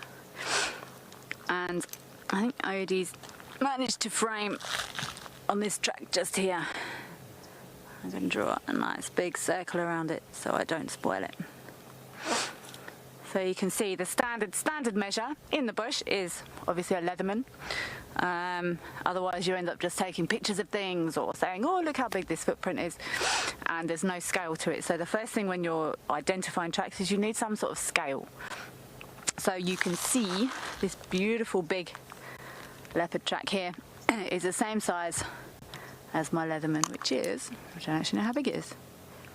In centimetres, it's 10 centimetres is the size of this track, so it's the same length as this. It's not that far off the size of my hand, and that's one of the things it tells us it's a big male. I did go back, I had a walk around at the dam, couldn't find any other tracks there, so I came to the first set that I saw. It's very thick at the moment.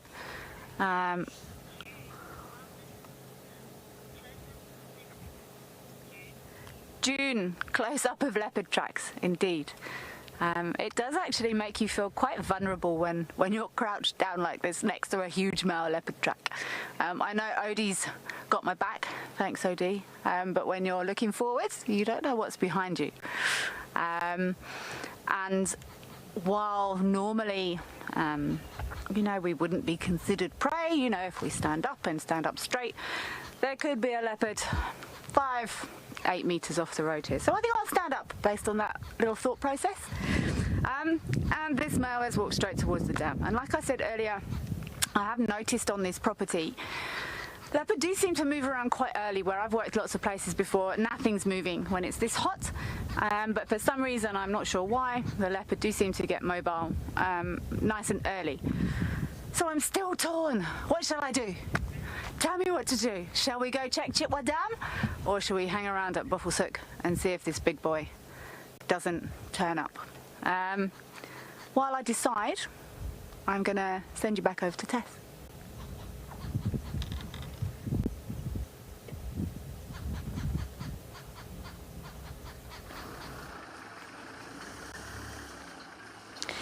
So we have just had another game viewer join the sighting. They are trying to reposition themselves at the moment, so you will hear some noise in the background and some chatting.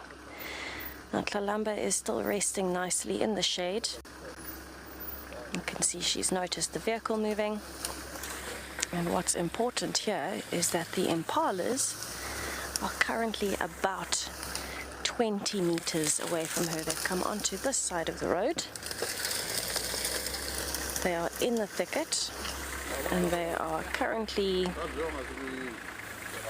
we're between her and the impalas, but not in the direct line, so there's a gap behind us. And so we will hope that she decides to move just now. She hasn't actively noticed the impalas yet, though. They are quite quiet, they're just feeding. Maybe she's just waiting for an opportune time.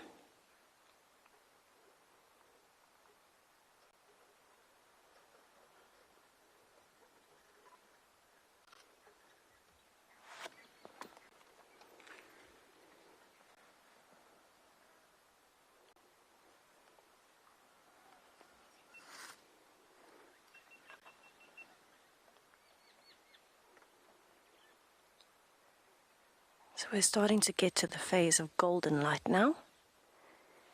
And I'm hoping that that combined with the impalas edging closer and closer very slowly, that it won't be too long before she starts to move. But at the moment, because it is still quite hot, she's just panting heavily and still sleeping on her side. In the exact same position, there's the game path.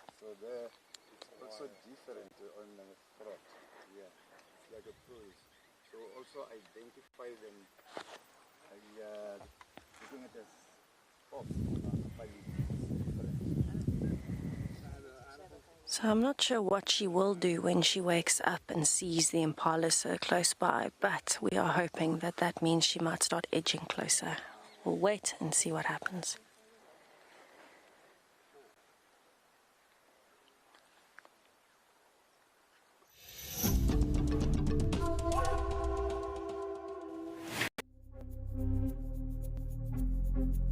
This is just incredible. I've never seen a rock monitor versus a leopard before.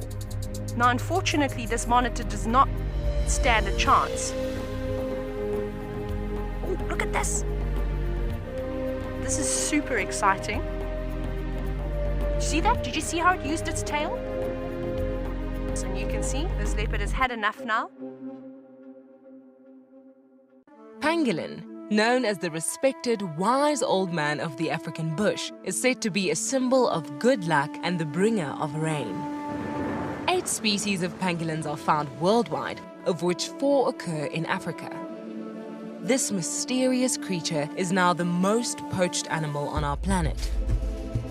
The African Pangolin Working Group will strive towards the conservation and protection of the African pangolin species and the habitat they live in. The African Pangolin Working Group has been mandated by the Department of Forestry, Fisheries and the Environment to assist and support with the retrieval, release process and the research of pangolins in South Africa. Each rescued pangolin is assessed, treated and rehabilitated by an experienced team of veterinarians and rehabilitation specialists. We can ensure the survival of the species. Together, we can make a difference. Guys, just watch what's happening. See, watch the elephant, watch the lions. See, the first ones to run are the cubs. Can you see them? They are right here. I'm not sure how scared you were, but I was quite nervous. But absolutely incredible. Expect the unexpected here on WildEarth daily. Funniest question I've been asked. There have been so many. You can almost do a little anecdote book just on guest questions. Sort of been asked, do you know which trees do elephants roost in? That's a tough question to answer with a straight face. Someone asked me if a windsock was for feeding giraffes.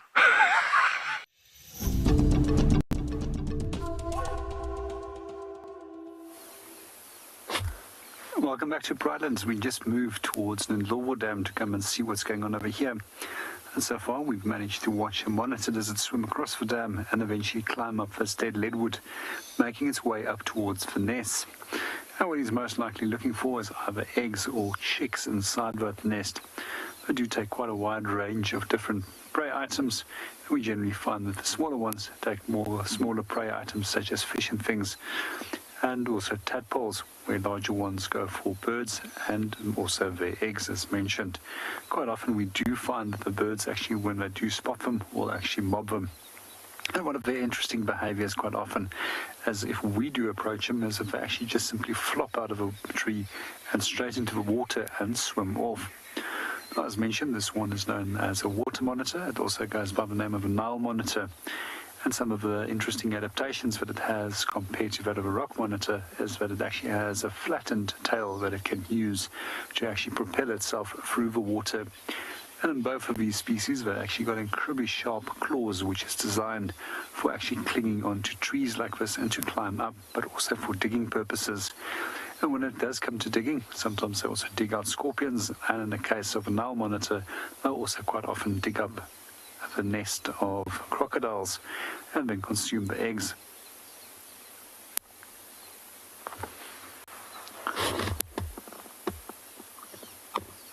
Now I lost him. He's definitely gone straight into the nest and I can't see him at all any longer.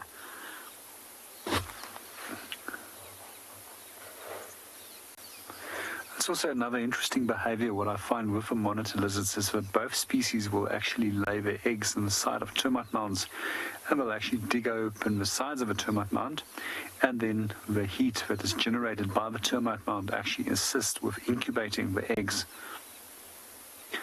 And at the same time, it also provides the young monitor lizards with their first meal.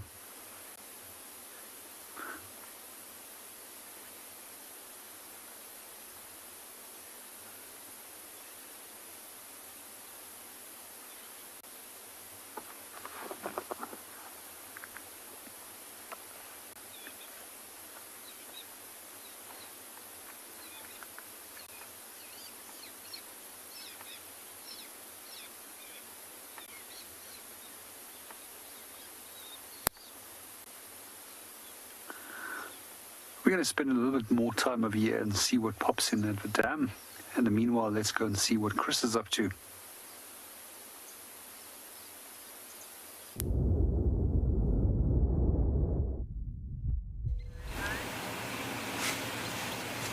I just can't get enough of these baboons. They are just so entertaining. Look at these two. There's an impala. The gate crashes the party.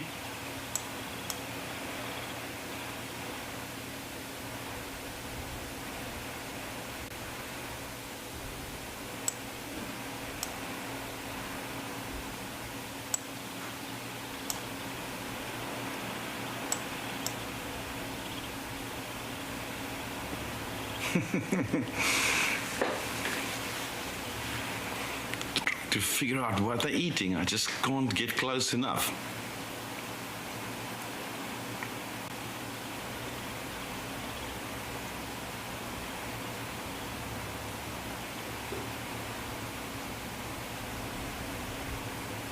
Just note how cautious this impala ram is before he goes to the water.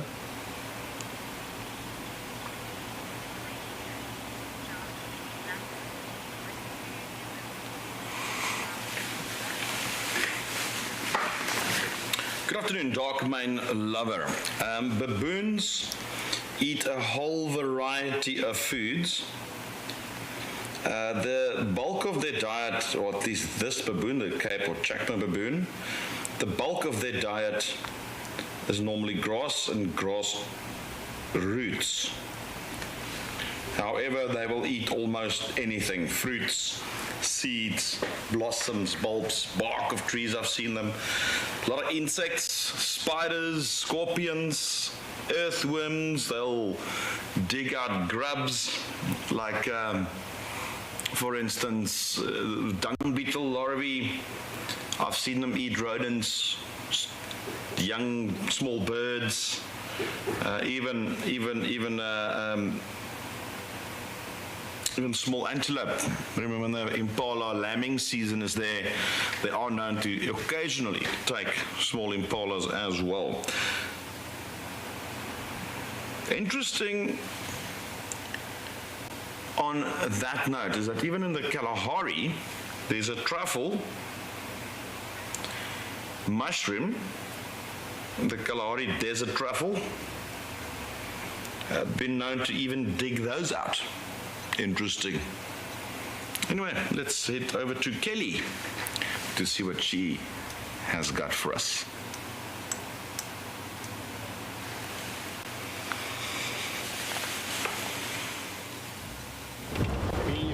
Send a message, Chris. Too late.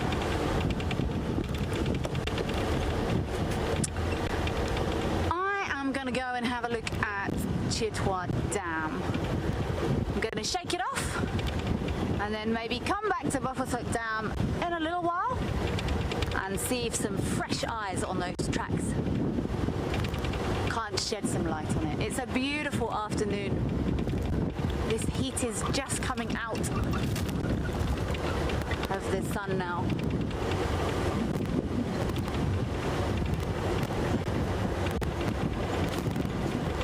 I think Chris was saying earlier we might be expecting a cold front to come in. My forecast did say we might even get some rain later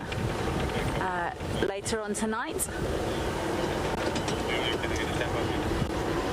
Sorry, I'm just listening to the radio to see if there's anything happening here at Cheetahs Dam.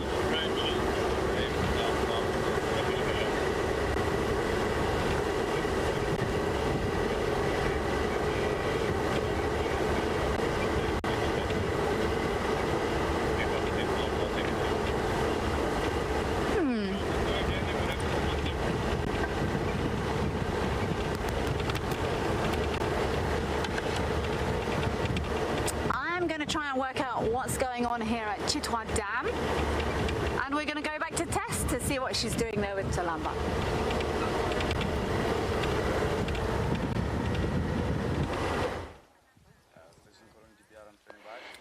What a brilliant afternoon it is turning into. Not only did we have Talamba for so long already, but she has started moving.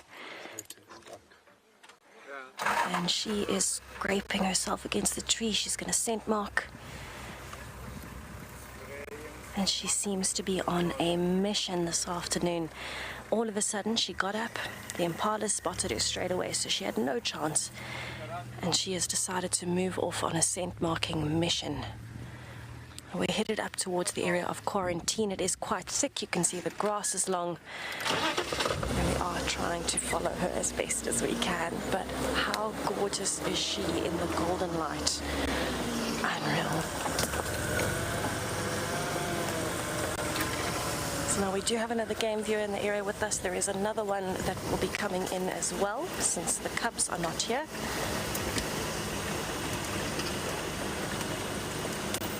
Right, and it seems like she might be headed towards Tumbeta House, actually, towards the pan.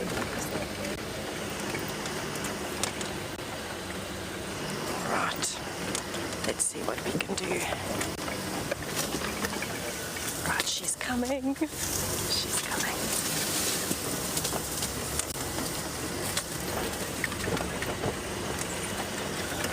There's a termite mound here. Maybe she's headed towards that. Is very thick, and she's now just in the thicket here underneath a large fruited bush willow.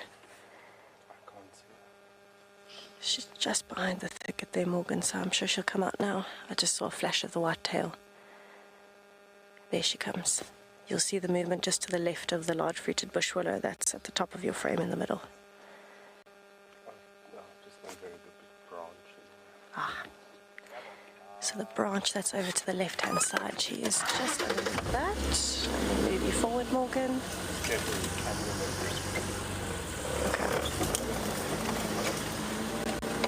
There she comes. Now this light is by far the best light for a leopard moving in terms of us seeing her coloration and how she moves through the grass.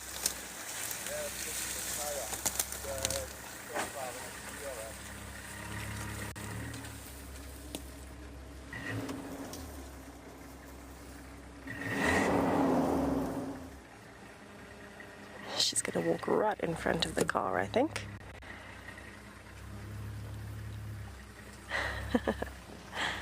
Now we're on a little bit of a slope, so it's very low down where she is, but she's going to come out. Oh, there she comes. She's just popped up behind me, so I'm going to try and duck. There she is there. Right, so the other vehicle is revving to try and attract the attention of another vehicle that's coming in, unfortunately. But that's all right. We'll have to deal with it. She's looking to see if there's anything in front of her. You can see she's very interested. Oh, she's flattening herself. Nadia, it's a fantastic moment with her. To see her moving is always a pleasure. She's a gorgeous leopard. Absolutely brilliant. We are going to have to reposition again. But I just want to wait for her to move a little bit further, and then we will go around.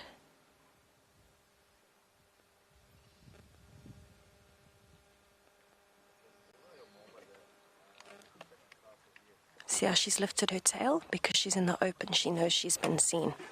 All right, let's reposition again. She's going straight towards Tumbeta House and the pan. And there is a pan there.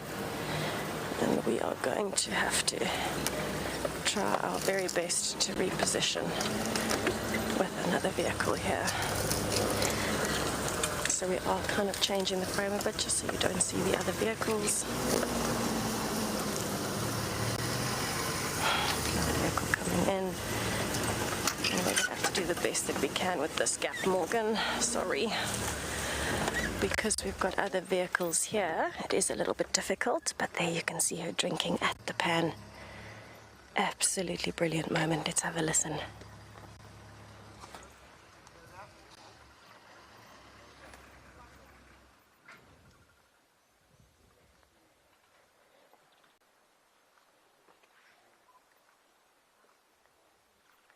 Have a look at how her tongue is lapping against the water backwards, making a little cup.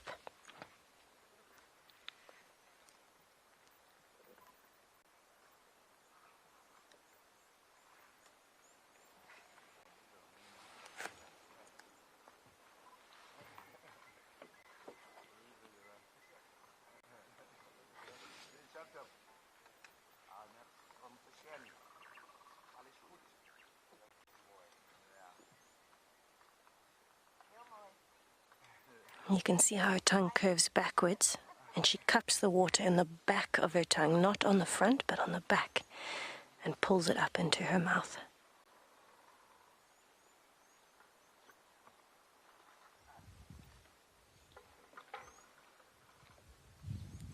You'll also notice she's got her eyes wide open, she's got her ears back, she's listening, she's watching.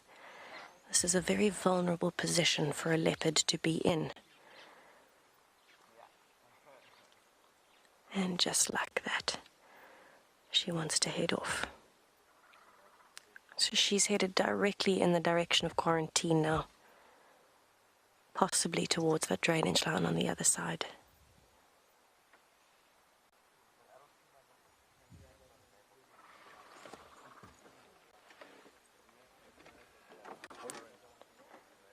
Right, we're going to reposition. She's certainly keeping me on my toes today, isn't she? Doing a lot of zigzagging. She was walking in a very straight line, so she knew where the pan was, and she would choose this over the dam at the moment because it's cleaner water. And that's very important to a leopard and elephants. But we will see where she's going. I'm hoping she's headed in the direction of quarantine.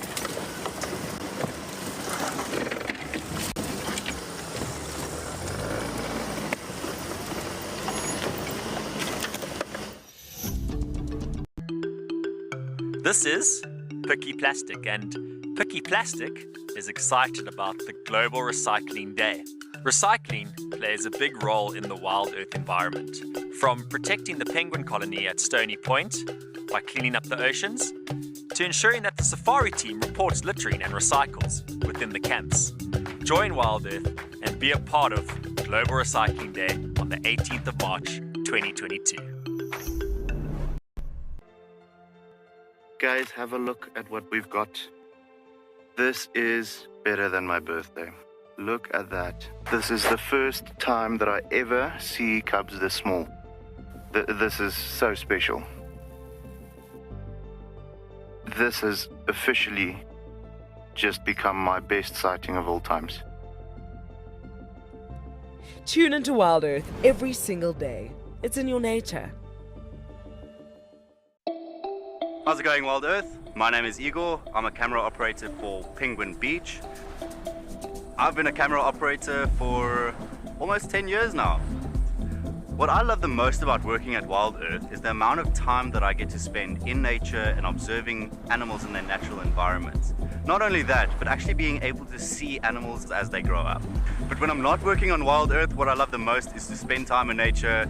I jump in the sea as often as I can. I take hikes. So I love being in the sea, I love being in the mountains, I love being in the desert. So I try and do that as much as I possibly can. The thing I love most about these African penguins is actually their character. If you look at the attitude that they actually have while going about their business, it is just the best thing. The questions I love getting the most from viewers are very thoughtful questions. Questions born out of genuine curiosity and a love and a passion for coastal wildlife.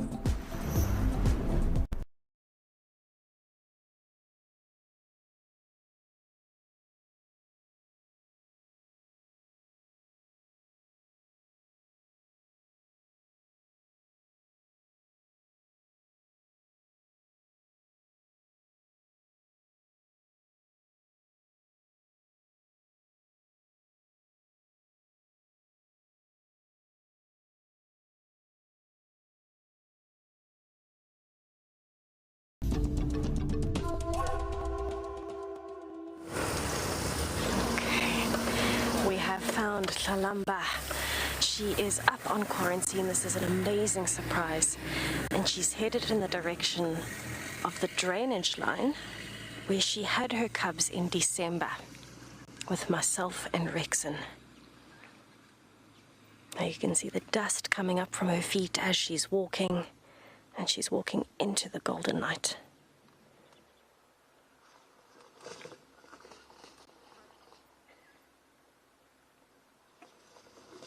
She is on quite the mission today. She has not stopped since she got up earlier, other than to drink water.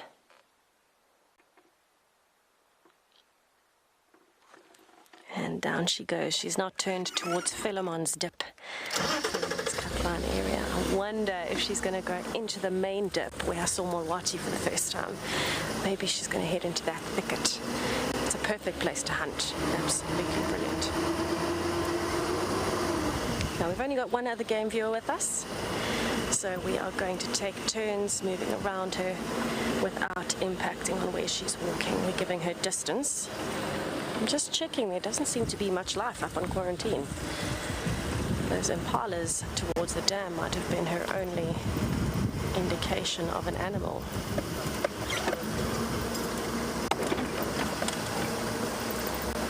Right, so here you can see her walking down the road.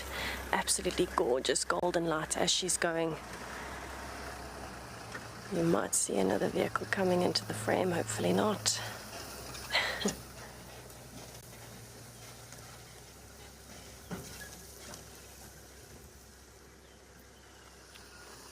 So this is definitely Tlalamba embarking on one of her famous loops.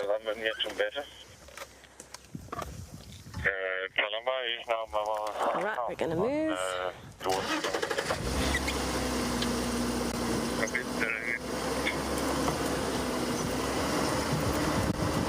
Right, we're going to keep up with Tlalamba. Hopefully she's headed towards Philemon's dip and she might cut into the drainage line. But I'll send you to JP at one of the water holes. Thank you. Who's in control of the lock and how many jets is that lost?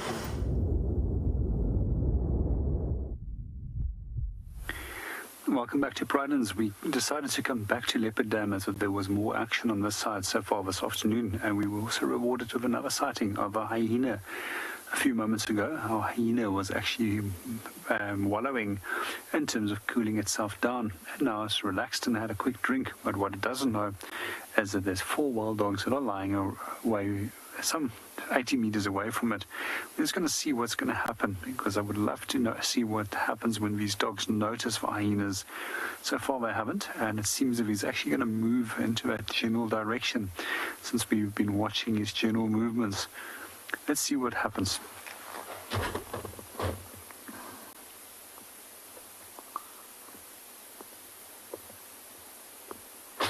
I can just see the dogs underneath the tree there. They're still busy resting, as well as their heads is down, and I don't think any of them has actually spotted this hyena. It's very likely that they're either going to jump up and produce a small little growl or bark, or potentially try and chase the hyena. They're not very fond of hyenas, as hyenas will often trail them and try and steal their kills. And this is maybe what this hyena is trying to do. We did find the dogs here very early this morning, and just prior to that we also found 4 hyenas, which was actually moving around the dam. It is possible that they were aware of them, and we just didn't simply see the wild dogs at that time. We did find them a little bit later on throughout the course of the morning.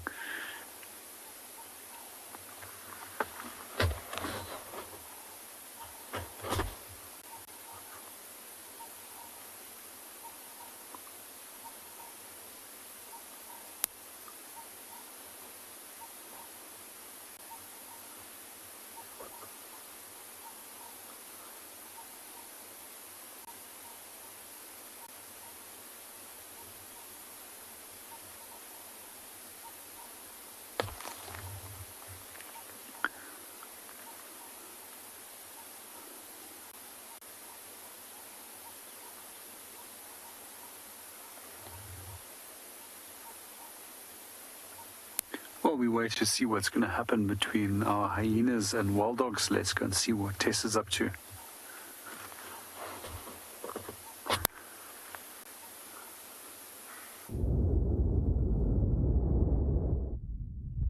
So Tlalamba is now walking down towards Philemon's dip.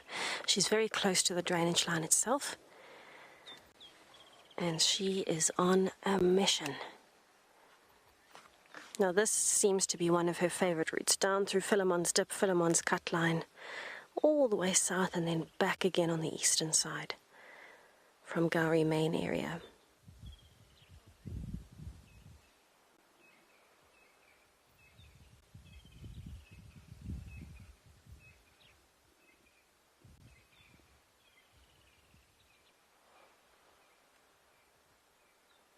Now, because she's moving so far and so fast on such a mission, I doubt she's taking us to the area of her cubs. I think she's left her cubs in the drainage line close to the dam, and she's on a patrol at the moment. She's scent marking, which means she's being territorial. She's moving away from the cubs. In my opinion, that's what I would think she's doing.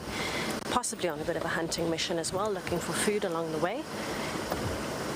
But definitely on one of her main territorial marking routes that we've noticed with her tracking.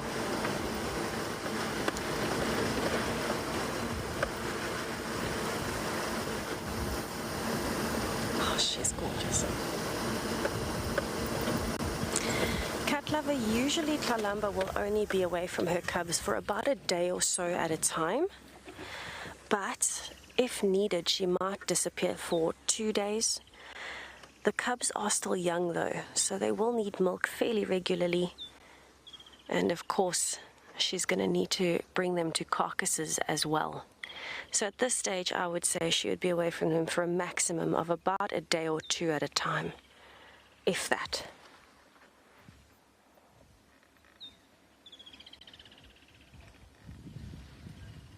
So we're going to keep following as she drops into Philemon's Dip. And in the meantime, I'm going to send you to another fantastic spotted predator with JP and his spotted hyena.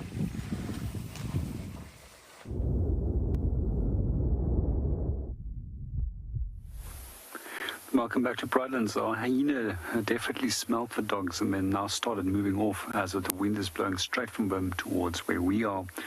He's now moved straight towards our vehicle and went to go and move off into the distance. He's probably not going to go too far. Most likely just go and lie up somewhere close by where you can keep an eye on the dogs and then to follow them as they go out for a hunt this evening.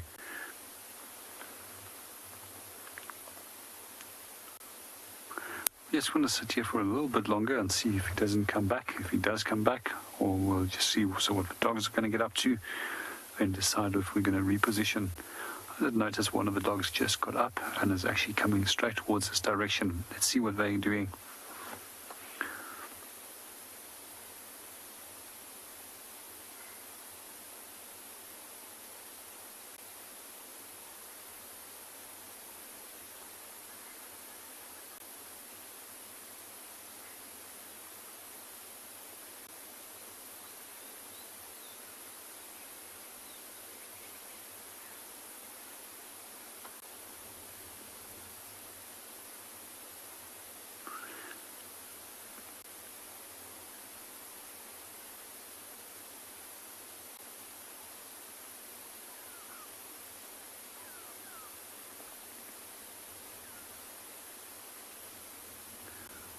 We're just going to stay here a little bit longer and see what they're going to get up to. Let's go and see what the rest of the teams are doing.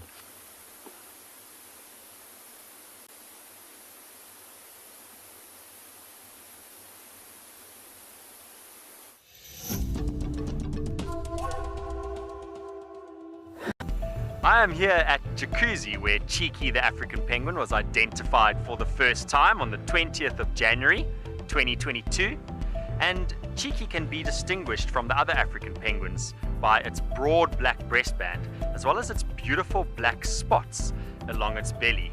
My favorite distinguishing feature of this African penguin is its beautiful white cheeks. Join me here at Penguin Beach daily to learn more about this African penguin. The WildEarth team and Cape Nature have partnered up to host a special event on Global Recycling Day 2022. Join the Penguin Beach team, Cape Nature and other volunteers to collect litter in the Cape Nature Marine Protected Area at 12 o'clock Central African Time on the 18th of March 2022. We will meet at the Dianthus Close parking lot in Betty's Bay.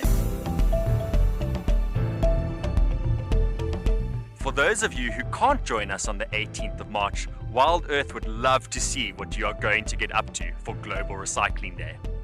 Send us your tweets on how you collect litter and rubbish at #WildEarth by the 16th of March 2022, and WildEarth will showcase your ideas and your photographs on the Penguin Beach Show and on our social media platforms.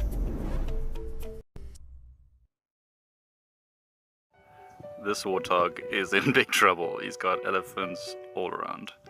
What are you going to do there, big guy? What are you going to do? Oh, he's pretty brave though. Oh man, he's not even moving. Look, that elephant is trying his best, but that warthog ain't budging. That's madness. That's so funny. And we have a winner. The warthog wins the standoff. Expect the unexpected here on WildEarth daily. It has been a wonderful privilege to identify one of our key characters here at Penguin Beach, Pepper, with a very, very distinct facial patterning, as the name would suggest, very peppered and speckled belly. I'm really looking forward to seeing what this penguin does over the next few days and months. Because of those unique markings, it's going to be really, really cool to watch it. Welcome back to Pridelands. We just watched the dogs actually greeting one another, and generally that's a behavior that they will perform just prior to that they go out hunting. They then decided to come for a drink. However, the fourth dog is still resting up in the shade underneath the trees. Let's sit and watch him for a little bit longer and see what they're going to get up to.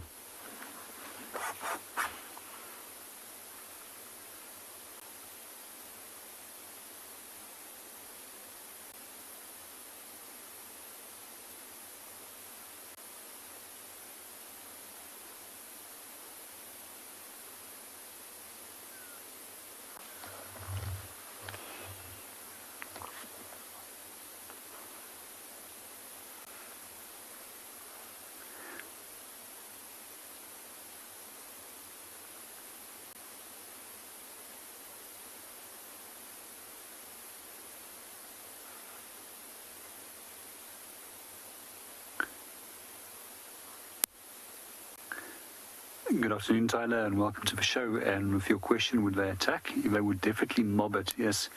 But they will still stay out of harm's way from the hyena.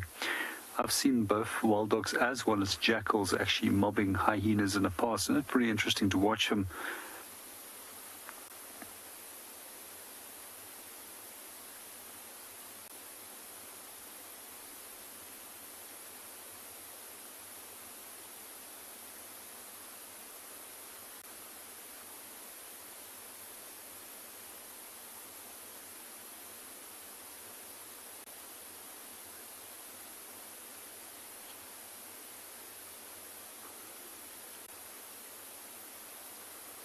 Good afternoon, Him, and welcome to the show. They are relaxing at the moment, but I think they're going to start going active very, very soon. Let's just see if they're going to perform that greeting ceremony again, and if the fourth dog is going to join, and if they do it then, it's very likely that they're going to start running off, see what they can go and find. A little bit earlier this morning, they were actually lying up in such a way that they weren't able to be smelt or spotted, but they were a little bit too quick in their approach, and they actually had missed the impala, and the impala then ran off. So it's very likely if something is going to come close by, they might try and chase after it. And it's also very possible that they're going to go active and go and seek for prey. In general, I find that most of the time when they do move off from dens or from places where they were lying up, is that they tend to run into the wind so that they can then parallel to the wind so that they can smell a potential prey animal. And for those of you that are first-time viewers, one of the animals that they like to prey on is actually impala, especially at this time of the year when we're going into the rut and there's a lot of fatigued males by the end of May. That forms one of their main prey items. But they'll go from anything as small as a mouse up to hares. I've seen them a few times taking hares. One of the things that they do say that they take is birds, although I've never personally seen them taking a bird.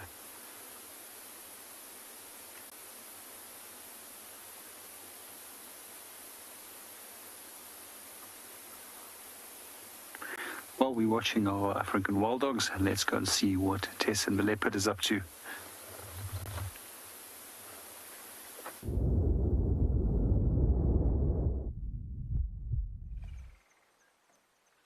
So Tlalamba has taken an unexpected turn this afternoon.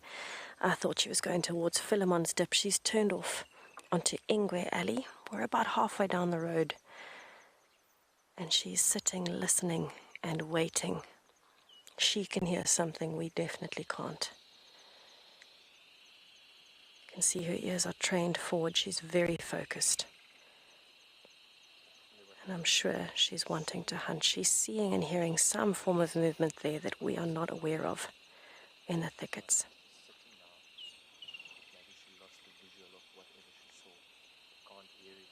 So she's looking down towards the drainage line at the moment. This is the drainage line that extends from Philemon's Dip. It's a very thick area.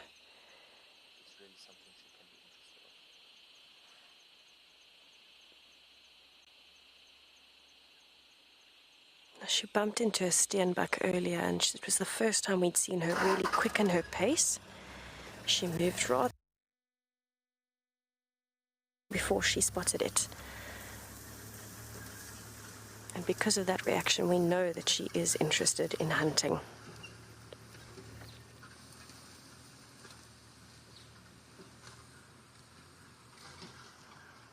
Those eyes are absolutely gorgeous when she looks at you.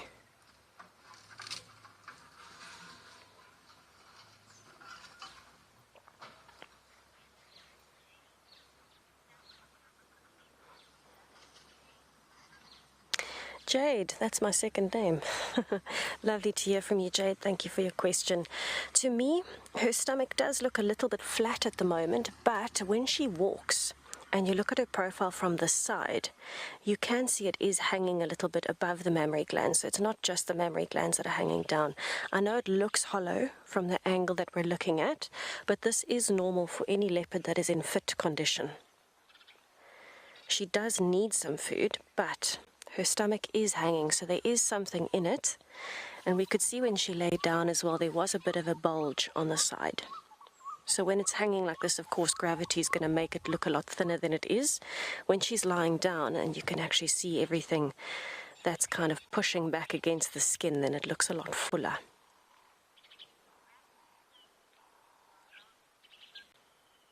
So while we watch this gorgeous spot pattern as she's sitting on the road calculating her next move, let's head back over to JP with his wild dogs.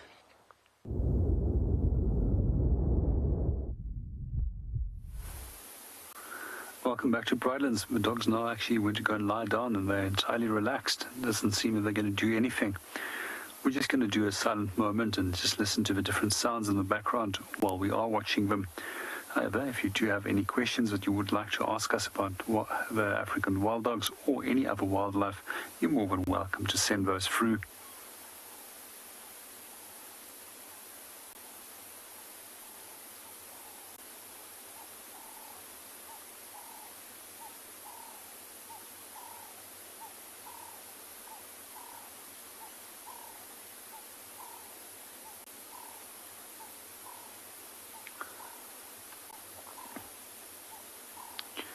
Good afternoon, Lola, and welcome to the show. And Lola's question is, does the females join in on the hunts? Yes, everybody joins in on the hunts. So when it does come to wild dogs, everybody contributes to the success of a group when it comes to hunting. And we find that everything actually gets shared evenly out when it does come to a prey animal that they have taken down. And it's pretty impressive to watch a group of wild dogs, sometimes of up to 22 of them, consuming a carcass very quietly. And the reason why, they don't want to have any pesky hyenas coming in and actually stealing the carcass. Occasionally, you do actually see hyenas rushing in, and then the dogs just simply disappear, as if they would rather prefer to avoid any form of confrontation or injury at that point. And it's just amazing to think of it, that they can consume a large animal such as a kudu, for example, which we watched one day as they chased him into a fence line where the kudu was then stuck and electrocuted. And then they stunned and they simply started pulling it apart. And I reckon that 9 to 10 minutes, they actually managed to consume the whole carcass between some 18 to 22 ducks, if I remember the pack size of a specific group.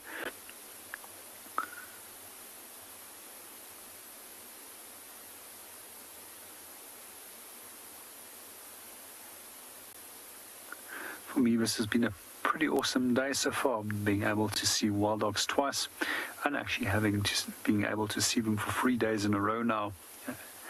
And I just love watching them, and I just enjoy that beautiful coat patterns that they have.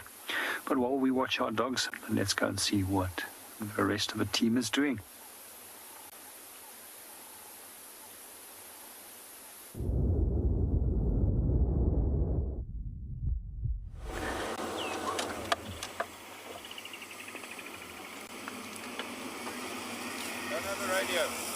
Sorry, I was trying to call. I apologise. Thank you so much. Appreciate it.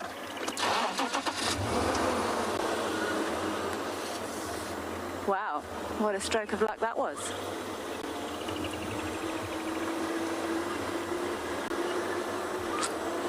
I'm just going to approach slowly to make sure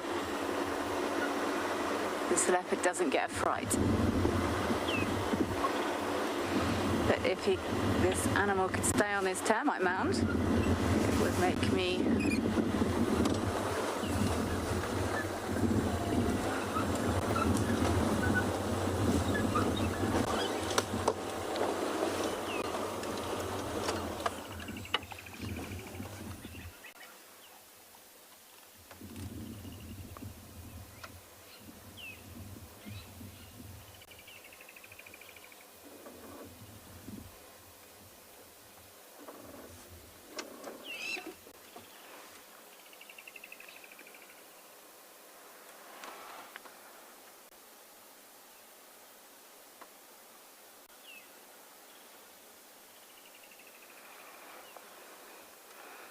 Oh, good afternoon.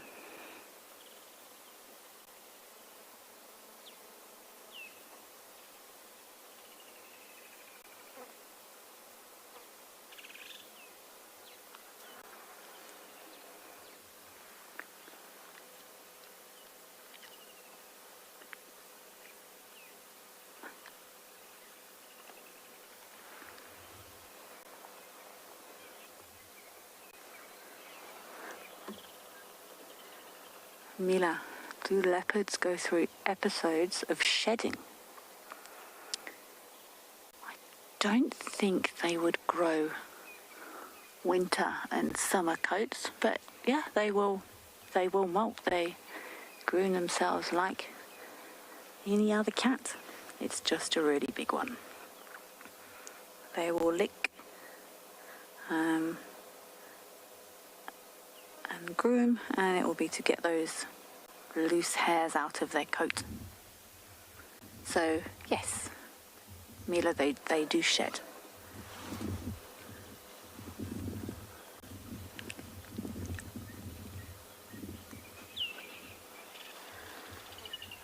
Okay, team.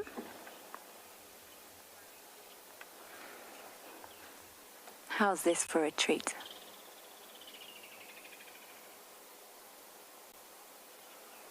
We are far from where Marips was last seen. And he just turned up, out of nowhere. So my loops and my tracks and my re-loops, and then this beautiful boy just arrives out of nowhere. He's looking at something over to the right here. I'm not going to pull forward because I don't want to disrupt his behaviour, whatever it is he's looking at. But what a joy. Let's just enjoy this boy posing beautifully on a termite mound.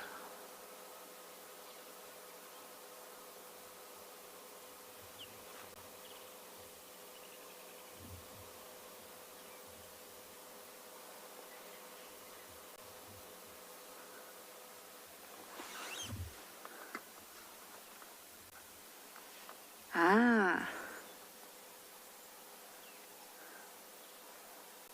Odie, there's some impala over there. They're far away. Hayley, this leopard is indeed so beautiful.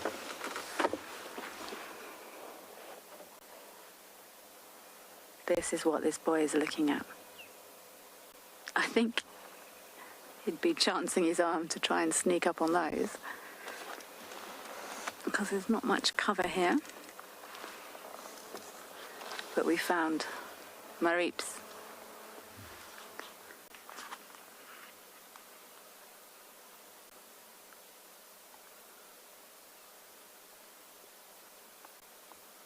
So I'm not sure if any of you can actually tell me what is the biggest prey Mareeps has been known to take on his own. I know he's still a growing boy, and quite often these adolescents sometimes lack some of the finesse of these super predators. I know he did kill a monitor lizard or something the other day, but I'm wondering if he's up to an adult impala across an open area just yet.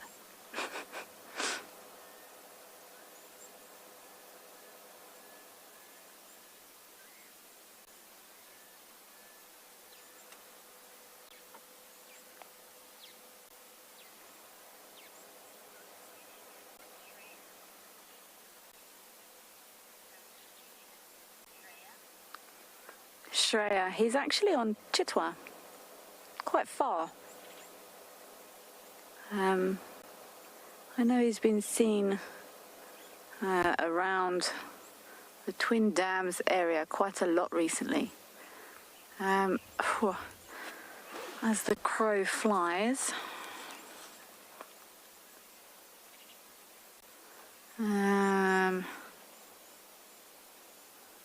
let's look as the crow flies.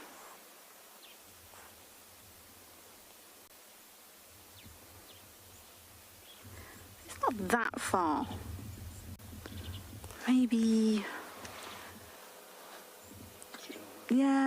2 kilometers. But I know he has been appearing around the Twin Dams area on a fairly regular basis. But he's a young boy, he's exploring, he's testing his boundaries. He wants to strike out on his own. I'm hopefully going to stay with this boy for a little while and see what his plans are. In the meantime, I'll send you back to Tess, who's still with Talumba.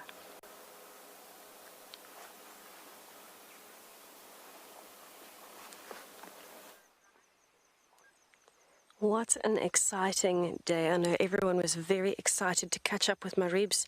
Well done, Kelly. I'm so glad you found him. It seems that on this side, Talumba has sat still exactly where she was earlier, sitting in the road. She's now laid down on Ingwe Alley. Whatever was fascinating her seems to have moved. And now she's just relaxing and listening. And it's a beautiful time of the day. The light is dropping. And we're starting to hear some of the dusk chorus. The animals are starting to go to sleep and the nocturnals are waking up. Let's have a listen. There are some lovely calls around us, arrow-marked babblers and some other birds. Let's have a listen while we watch her resting in the road.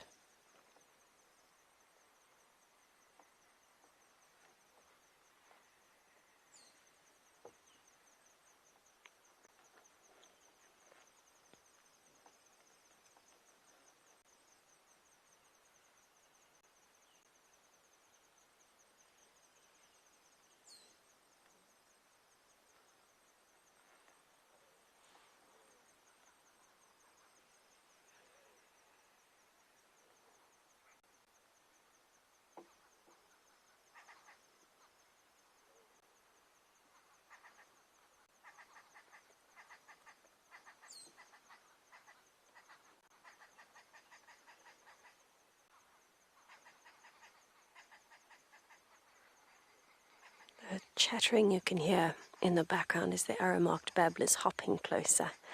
And I think she's starting to take note as well. You can see she's looking around. So let's see what she does in the next few minutes. Maybe she might get up and move.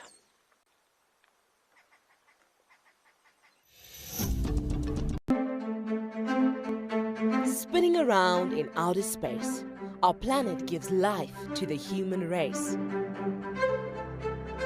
Every day when WildEarth is out on drive, we see our Earth's beauty. We see her alive.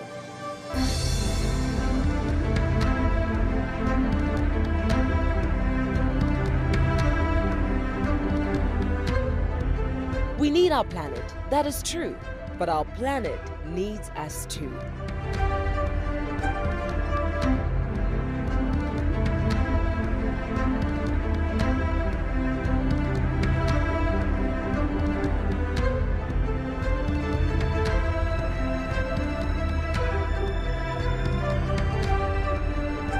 WildEarth will be celebrating Earth Day on the 22nd of April with a special safari live show.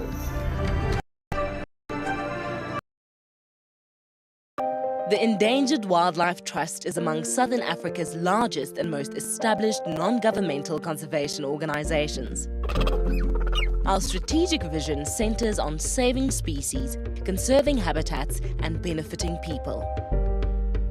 In 2021, the EWT secured habitats, reintroduced African wild dogs and cheetahs into reserves across Southern Africa, and created vulture-safe zones to reduce major threats to vultures, such as poisoning and electrocution. On the 3rd of March 2022, we celebrate World Wildlife Day under the theme Recovering Key Species from Ecosystem Restoration.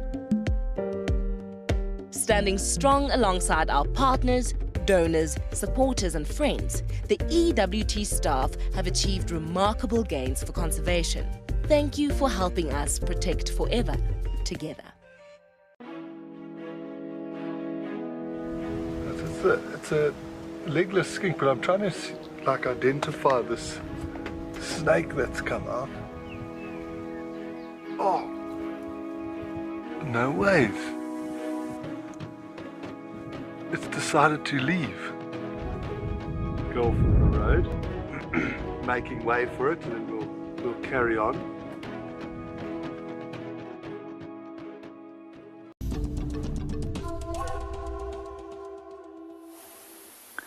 Welcome back to Pridelands. Our dogs haven't done much so far, and one individual is still resting up underneath the trees.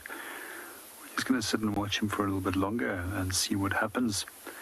It's most likely that they'll only eventually go active once it's a little bit darker than it's now. Generally, we find that a lot of the hunts that they do perform is just after dark and just before after the sun has rised. But it's also been an incredibly warm day, and the air is still incredibly warm, and that's maybe one of the reasons why they're still just rather resting and conserving as much as possible energy, and rather attempting to start moving about.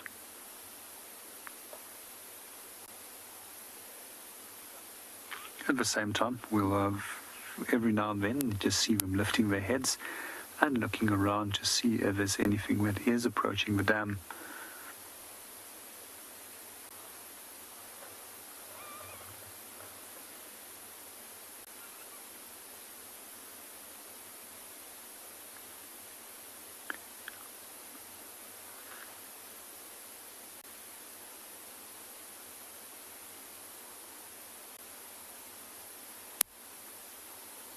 I didn't hear the first part of the question that was asked. If we can just repeat the question for me, please.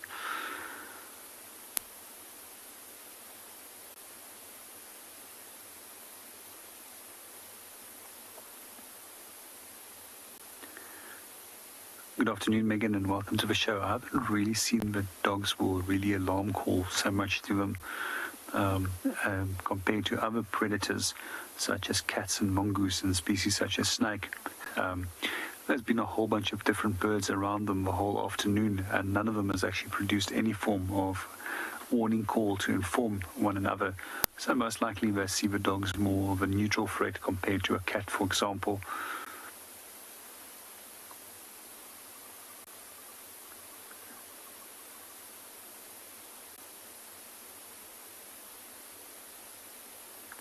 One of the things that I didn't like a little bit earlier is a number of different hyena calls that I did hear. And there's at least 2 or 3 different hyenas which was calling a short moment ago. While we watch for dogs, let's go and see what Kelly is up to.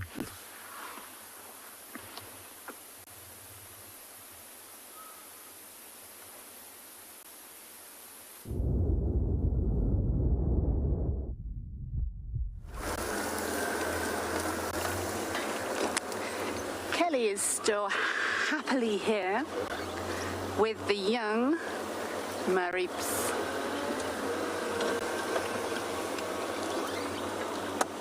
He's still watching these impala. I'm going to give this leopard space, but if he thinks these impala are not going to see him, he's going to be sorely mistaken.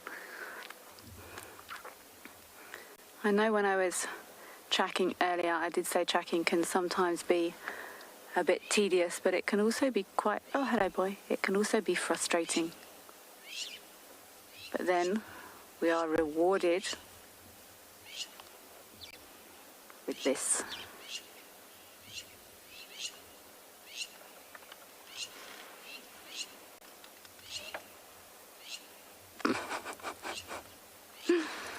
Ah, my reaps, that was more than close enough. He's got the whole of the greater Kruger, and this is possibly the most open field I've ever seen a leopard in. And he pretty much walked under my car. Maybe he was checking to see if I had snacks. So yes, I apologise profusely if I was a little bit frustrated earlier. This is not the leopard we were fiddling about with earlier, but what a reward.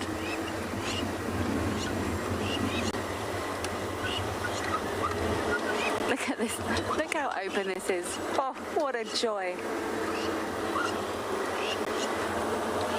You can see I'm giving him lots of space, much more space than he gave us. It's very important to me that we don't interrupt the behaviour of these animals. Is he going to go and play on this log? Susie, what are a leopard's best stalking tactics? Not walking through a completely open field. Oh, okay, which way do you want to go, boy?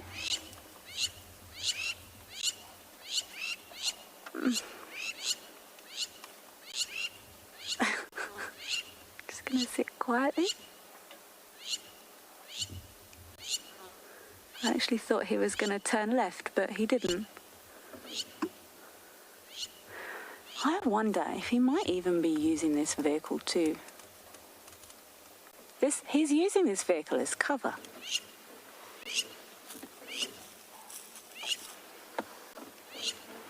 So, Susie, this is possibly a leopard stalking tactics. See, he's thinking, he's going. You see how that posture has changed a bit. Those slinky shoulders come up. But you can see he's not. Those impala have seen him. Their alarm calling. So Susie, normally leopard would not try and stalk across an open meadow. They would normally use cover, they'd use shade. But to me, what he did just then, I thought he was going to go left. When I placed the vehicle here, he moved towards the vehicle. And he went around the front of the vehicle and came out the other side. Maribs, they've seen you, boy.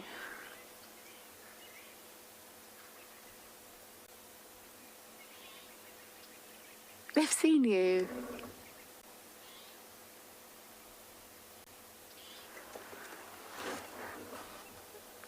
They've so seen him, the whole herd's just staring straight at. Let me turn a little bit, Odie. It's too late now, boy. You can't go and hide behind a bush now. You've just walked across the middle. You silly thing. So, Susie, this is leopard stalking tactics. Odie, can you get those impala over there?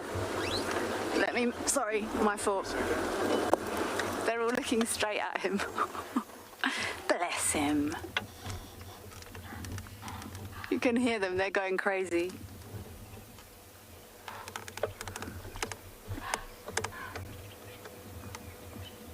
I can still see him on the left, Odie, but I want to show everyone these impala. There's like 50 impala all just staring at him, shouting. And he still thought he was in with a chance. So you see now he's moving around the back of these trees and these little, what cover there is here. But it's a bit late now. He's just walked right across the middle of an open field. But, you know, he's young, he's learning. This is a good lesson. But I have actually been in vehicles before where leopard have used the vehicle for cover up. But I do try and... I certainly don't do it intentionally, and I am going to give him lots of space because I don't want him to use this vehicle for cover. This is not what leopards should be doing. And if it happens by accident, then, you know, but I certainly don't want to encourage it. Where's he gone? Oh, I certainly don't want to encourage this behaviour. But it does look like he's hunting, or trying to. Bless him.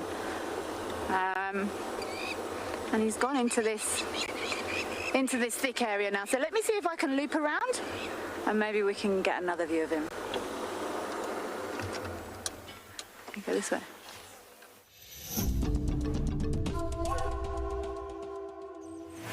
The unique thing in Djuma here, it's all about the characters that are within the property of Djuma, and able to follow them and all know the information of all these species. And I don't want to forget the structured communication of the management of Djuma, from directors all the way down to the bottom. What made me choose Djuma, of course, is an involvement of the landowners in the entire community. Djuma play a very good role in the local communities. They have bursaries for children. They help schools building classes. They help community in general with water service, and also help people with delivery of food and clothes for the old people in the local communities. And I've been involved myself. Djuma involved me on this. I'm the eyewitness. I was one of the facilitators. The WildEarth team and Cape Nature have partnered up to host a special event on Global Recycling Day 2022. Join the Penguin Beach team, Cape Nature, and other volunteers to collect litter in the Cape Nature Marine Protected Area at 12 o'clock Central African Time on the 18th of March 2022. We will meet at the Dianthus Close parking lot in Betty's Bay. For those of you who can't join us on the 18th of March, WildEarth would love to see what you are going to get up to for Global Recycling Day. Send us your tweets on how you collect litter and rubbish at #WildEarth by the 16th of March 2022, and WildEarth will showcase your ideas and your photographs on the Penguin Beach Show and on our social media platforms.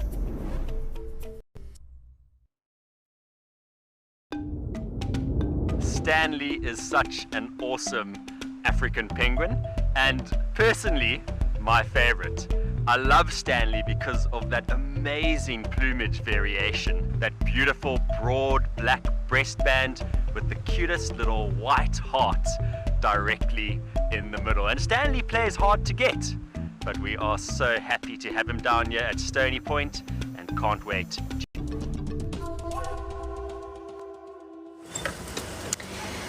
Finally, Tlalamba moved into a drainage line and we could no longer follow her. So we have lost her, and it's not often we get to say that we spent the first 3 hours of safari with one leopard.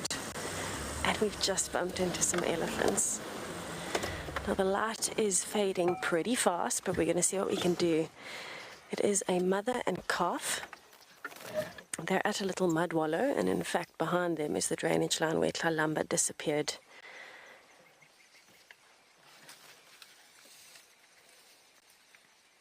I can't believe we spent so much time with her and then still got to see her moving.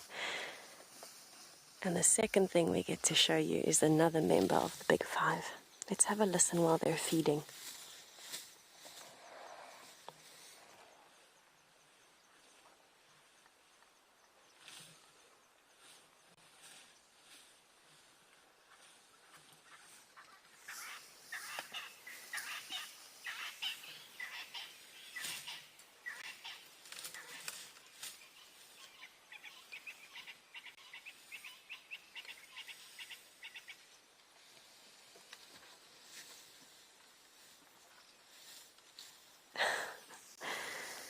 The calf is actually pushing against her back legs. I think it's trying to get at the grass underneath her feet.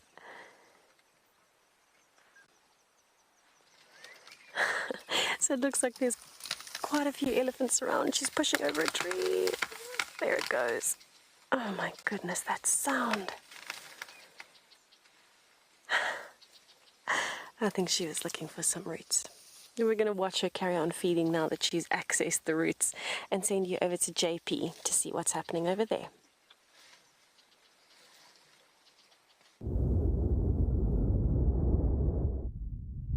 Welcome back to Brylands. The light isn't very great, so we might not be able to get a perfect shot, but we've been just watching the whole group of elephants chasing the wild dogs. It was pretty awesome to watch it. There was so much energy in the area. It seems that they've now relaxed, and they're actually trying to smell where they've gone. It's most likely that they'll continue trying smelling them until that they're 100% sure that they're out of the area. That's such a pity we've just missed that.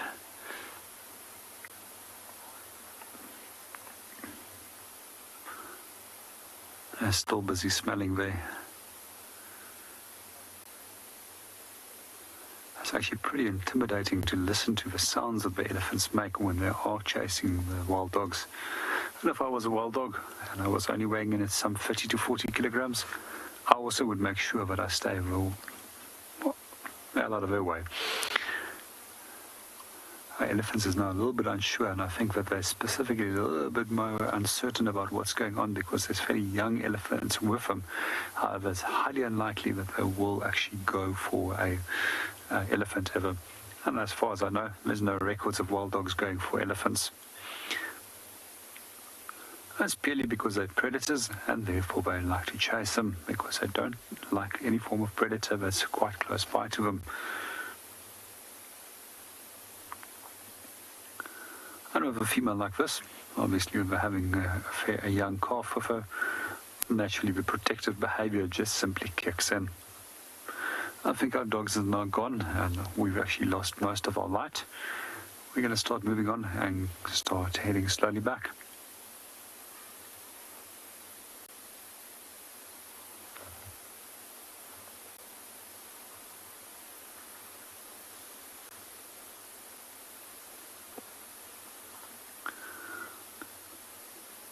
And then meanwhile, let's go and see what Chris is up to.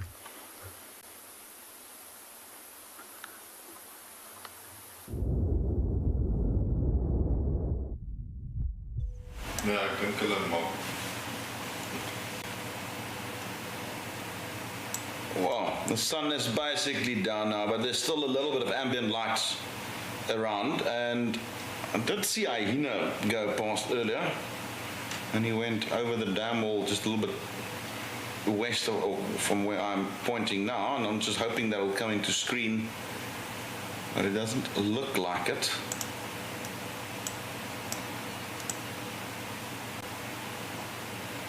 So we'll slowly pan and just keep an eye out for it.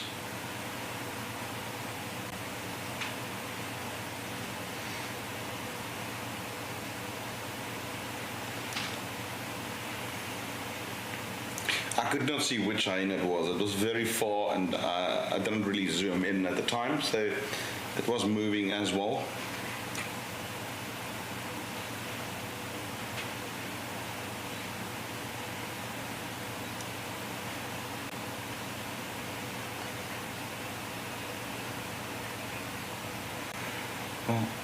One thing I do miss from the dam cam is we don't get to get good sunsets because of its actual location. But let's go over to Tess and see if she's got a sunset.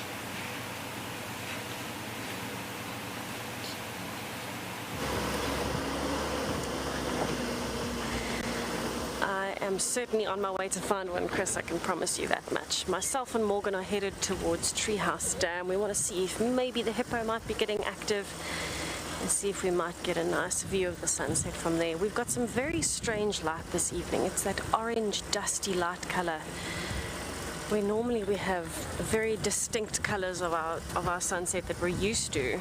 It's been a very golden color that's been kind of transported across the sky. It's not localized to where the sunset is. It's quite strange. We are headed slowly down Taxon's Road because it's after dark. We are not checking in at the hyena den. We are bypassing straight through because the sun has already set. But maybe we'll get lucky. Maybe something will come down to Treehouse Dam. I'm looking forward to seeing what there might be.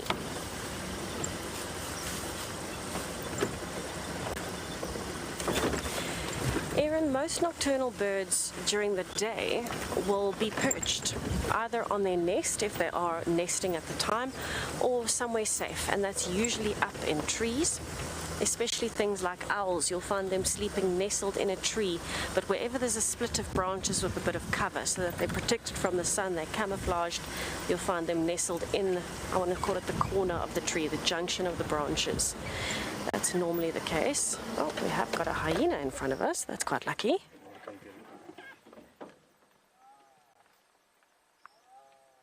Oh, and I can hear more.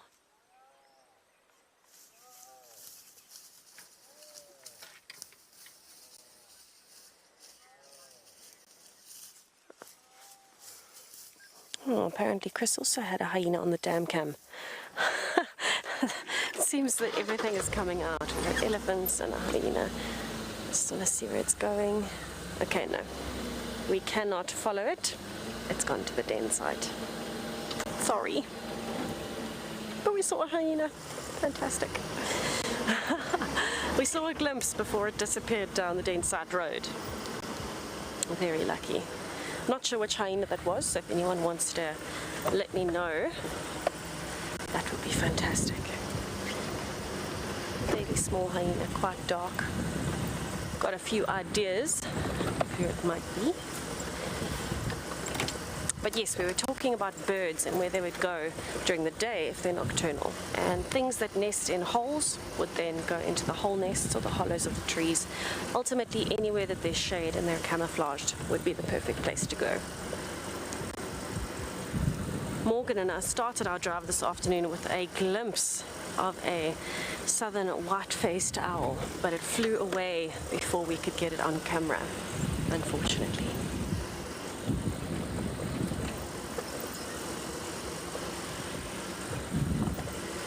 Oh, I think it's going to be a gorgeous sunset from Treehouse Dam. We're almost on the dam wall now, and the oranges in the sky, we don't get this kind of colour often, and that's also why we've had such good sunrises the last 2 days. Absolutely phenomenal colours in the sunrise recently.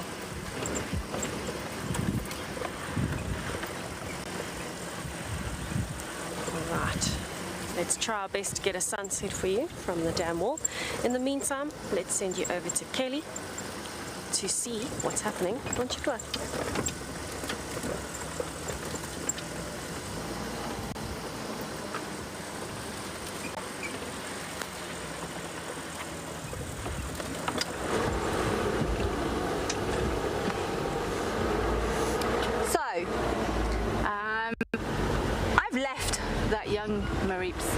He crossed that beautiful open area and he ducked down into some thickets.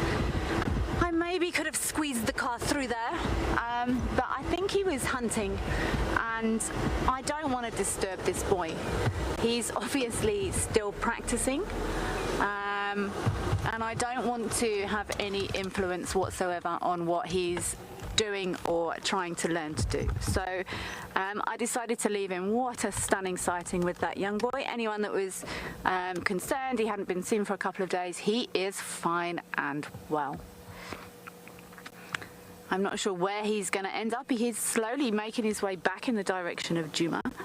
But I think for ethics, I've let him carry on his practice hunting because he clearly didn't get it right. What a beautiful sky this afternoon. I've seen a lot of sunsets and they never get old. What a fantastic afternoon.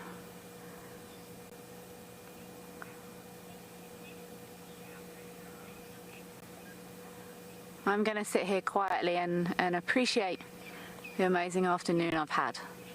I'm going to send you back over to Tess, and let's compare sunsets.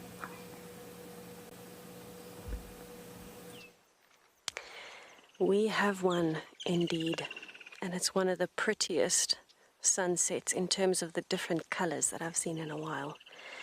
Have a look at that orange glow as it's just hitting the tops of the trees and the surface of the dam. Fantastic camera work by Morgan as usual. So while we are here and we can appreciate this last little bit of orange light, there is not a better opportunity for us to just sit and take in the scene, listen to everything around us, and just kind of process everything that we've seen today, because it has been a cracker of an afternoon. It's been absolutely brilliant. Let's just soak it in for a minute.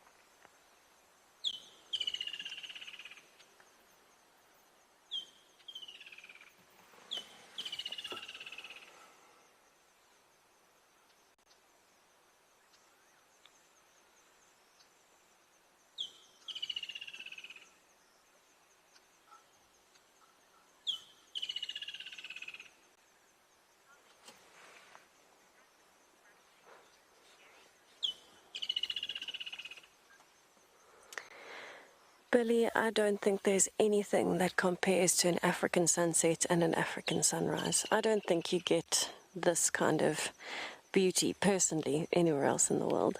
I know there are some places where it is absolutely gorgeous, but there's a whole different feel to a sunset here. With all the animal sounds, it just has something extra special. This is one of my favorite times of the day, this little quiet time watching the sunset.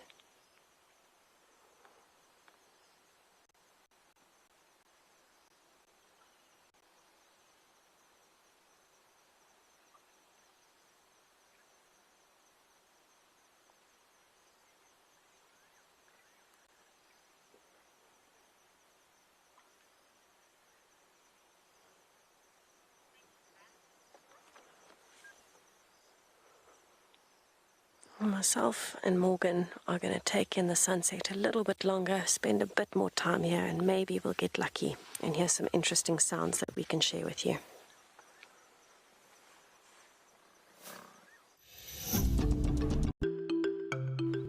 Hello, my name is Danelle Wenzel. I am definitely 100% a water and ocean human. When I'm not spending my time above the surface, I'm definitely under the water.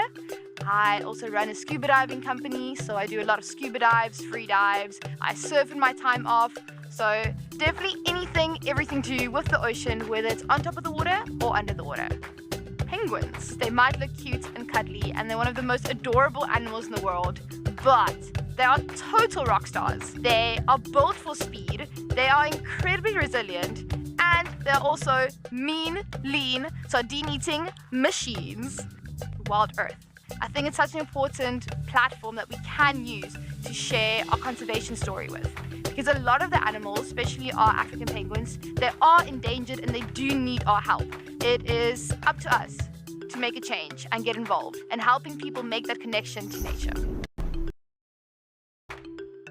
Pangolin, known as the respected wise old man of the African bush, is said to be a symbol of good luck and the bringer of rain. 8 species of pangolins are found worldwide, of which 4 occur in Africa. This mysterious creature is now the most poached animal on our planet.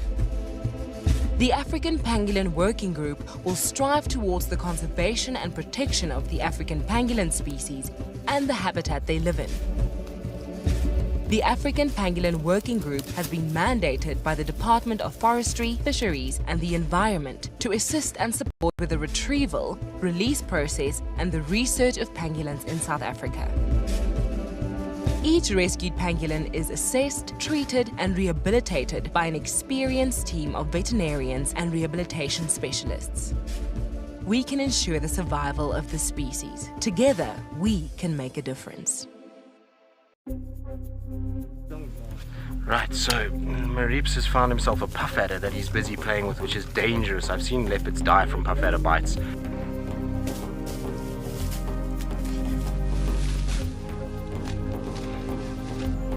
I think he got hit on the paw. So he's obviously taken snakes on before. But at what cost, Mareeps?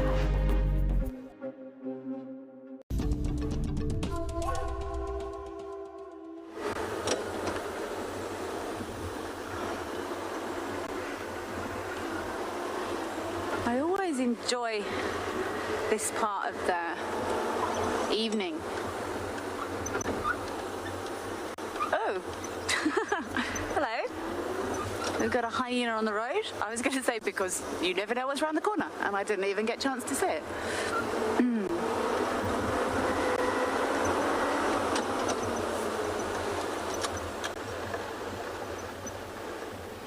Where did you go? Oh, this is such a different world between the summer and the winter. I'm sure we've just got a... Oh, no, coming back to the road. Let's reverse a little bit. Let me just quickly scoot up to this corner.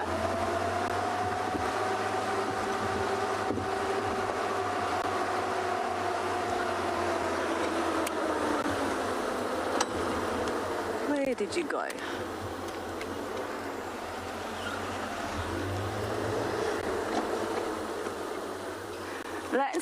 I just want to pop back into this pan. I think this hyena might go for a drink. I could be wrong. What do I know? But there is a pan here.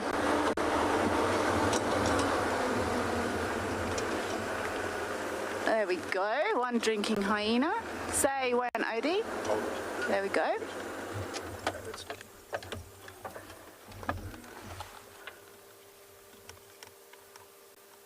Who are you?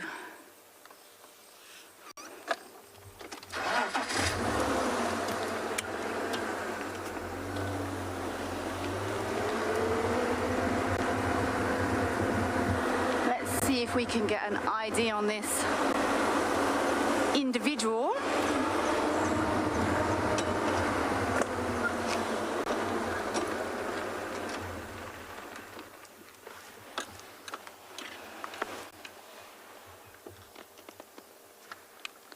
Okay, race for the ID team. You're gonna come and say hi.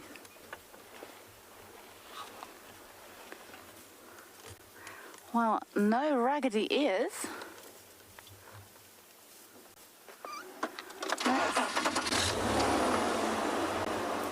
Oh, what can you smell? Oh.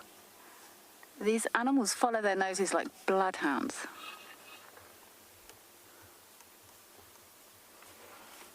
What can you smell?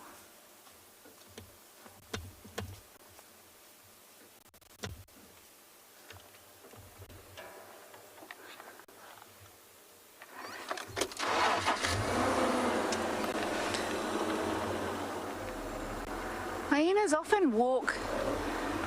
You know, they walk down the road and then they follow the road, but this hyena's definitely smelling something. It's just here. Come show us your face.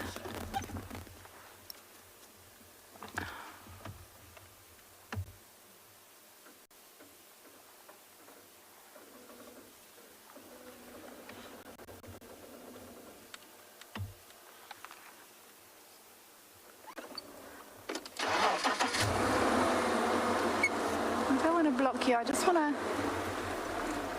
I'm not going to block you, honey.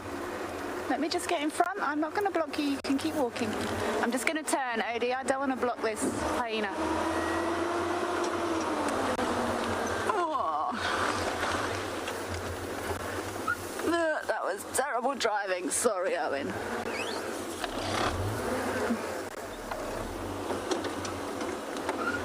Okay, Okay, we have Ndebele on the road. I'm just gonna pop forward and see if I can't find a space to turn around here and see if they stay on the road.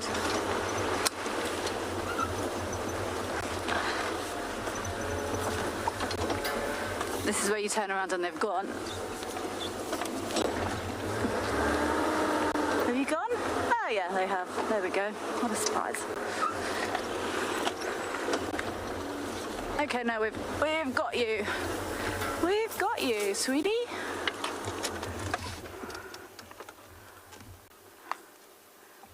Well, good evening.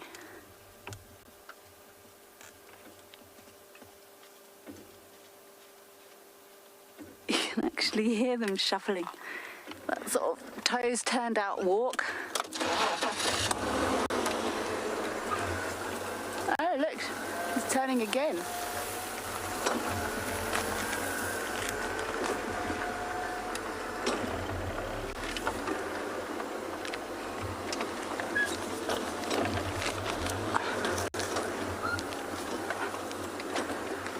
Definitely on a scent trail here.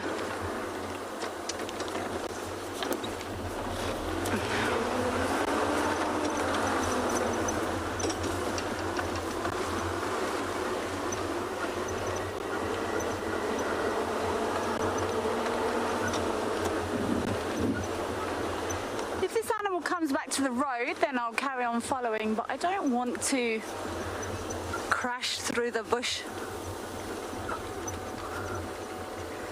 Lucy, are hyenas nocturnal animals? Books will say yes. Technically, yes. But then you have to ask yourself, how often do you see hyenas during the day? And I've seen hyenas many times during the day. Where's she gone now? Yeah. Oh, yes. Look, I just got eye shine. She's running there. Okay.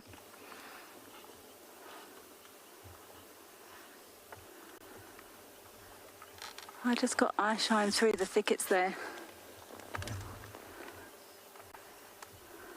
Oh, well, that was cool. Ha! What a lovely surprise. Just as I was going to give my, I love it when it's dark because you don't know what's around the corner, then we find Ndebele. Super. Okay, well, I think let's carry on. I think we are incredibly lucky that these animals allow us anywhere near them at all. And I think it's really important to respect their boundaries.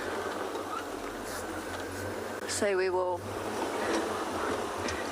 we shall let her continue going on about her evening, I think. Let's see what else we find.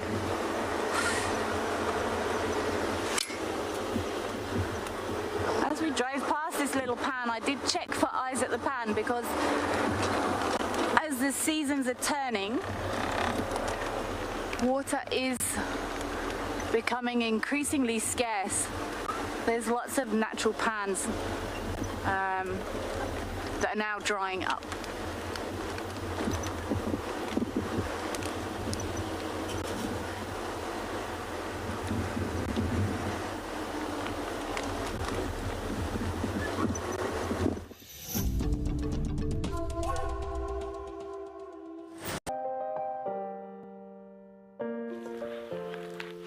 So we've been extremely lucky. And this is what I'm talking about when I say just spend time with animals. This is very, very, very cool to see this. Do cheetah males groom each other for social bonding? And I can't give you a better answer than what they're actually doing in front of the camera right now.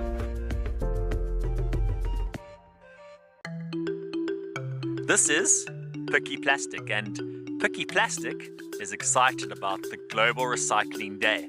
Recycling plays a big role in the WildEarth environment, from protecting the penguin colony at Stony Point by cleaning up the oceans, to ensuring that the safari team reports littering and recycles within the camps.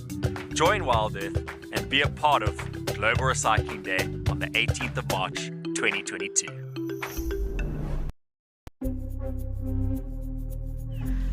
But I think that's him. I think that's the one in must.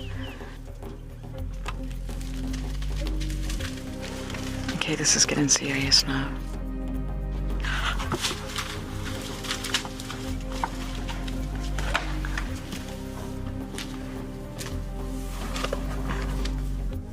I knew there was going to be trouble. Too many bulls and must over one herd.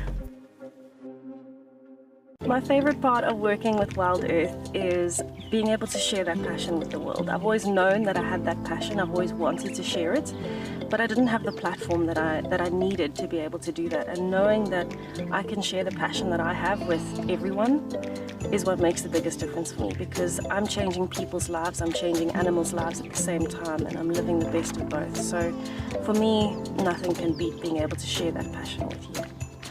My favorite types of questions to get from the viewers are questions where I can elaborate using my knowledge from all of my studies and my experience in the bush. Because of my passion, I absolutely love being able to tell you a story and being able to answer about all the different animal behaviors unraveling around me at the time. To ask me any questions, you can register on the WildEarth website. You can submit your questions below the live feed and I'll answer them from there. You can catch up with me daily.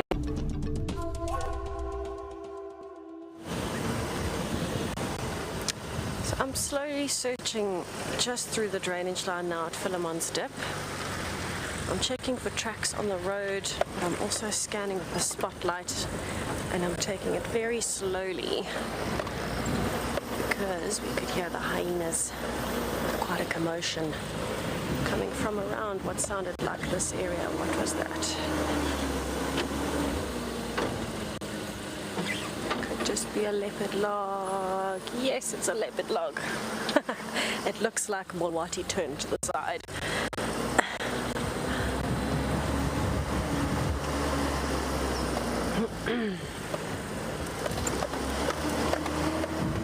So I'm still listening as well for any more commotion from the hyenas. I think they can pick up that Kalamba's been here from the scent.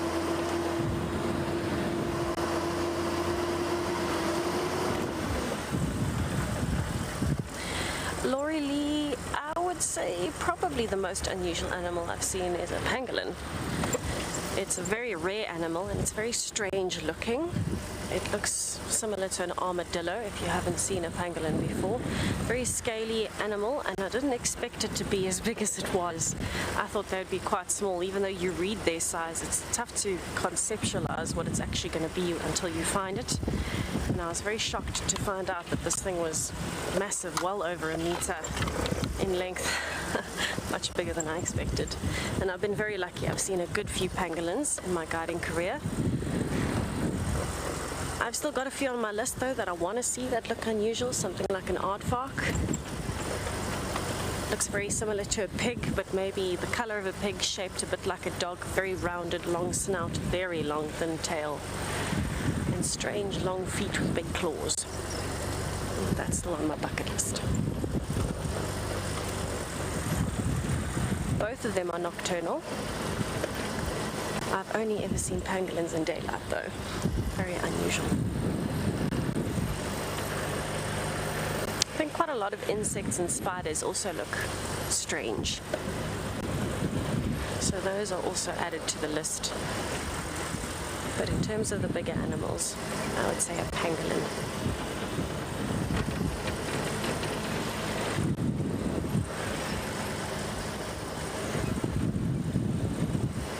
A warm patch. As we've come up onto the crest, we've hit a patch where it's humid again and very hot.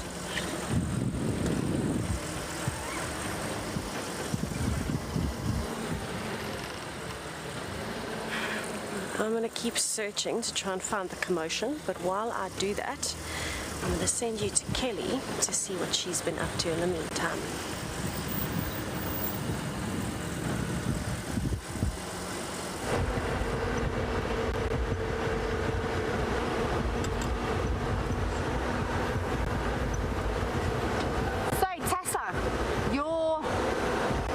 Unusual animal that you've seen is a pangolin. I'm thinking and driving. I've seen a pangolin twice, but I don't know if I can count it though, because I once think I might have seen a black-footed cat, but I'm not quite comfortable enough to confirm it.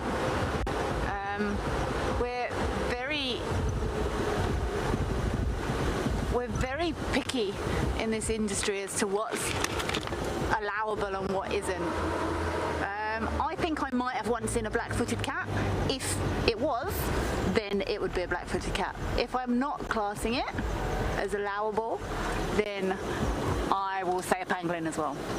There's something in this tree, Odie. I don't want to shine on it in case it's a daytime thing. Let me just check with binos what this is. Yeah, right on the top there's a bird, but I don't want to upset it. I think it is what I think it is. I think it's pretty cool.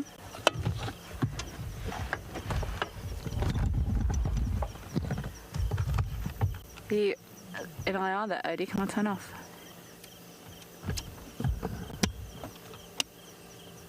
That's cool. That's a martial eagle.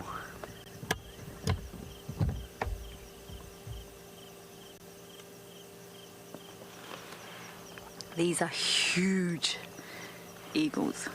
There's discussions around whether or not it's this, or I think the other huge one is a long-crested eagle. It's close. There's another eagle that's close to this martial, but these, we're very lucky. We see them on a semi-regular basis, but these are huge.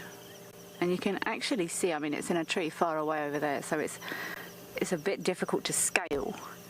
But I've actually watched martial eagles, they didn't catch one, but hunt baby impala before. We've switched all the lights off, so we're not disturbing this bird. If we didn't have IR, then we wouldn't be able to get a visual, because we don't shine on, certainly not daytime birds or any daytime animals at all. I'm just trying to see if it's got its... I'm looking on a monitor here because we haven't got any light. If it's got its beak open, or that's just a slightly lighter gape it's got there. I think it's got its beak open. And if it has, it's because it's hot. It's still jolly warm even though the sun has set.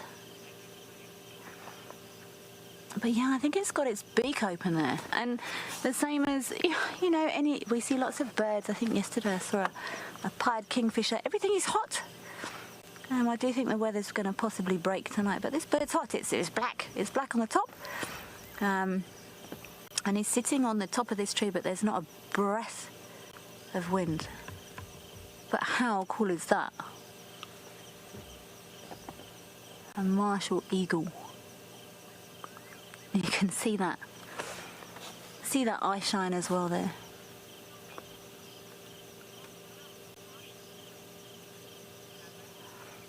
Horse lover, wow, a martial eagle. I agree.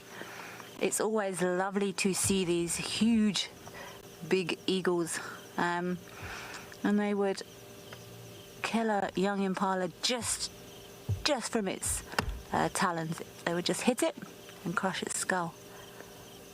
So you can see now as we're zooming out, we're a long way away from this bird. We're not disturbing it in any way. We're actually sitting here in pitch darkness. And Odie's using this IR. What a lovely sighting. What a treat. Oh, I'm gonna just watch here a little bit longer, and I'm gonna send you back across to Tess now.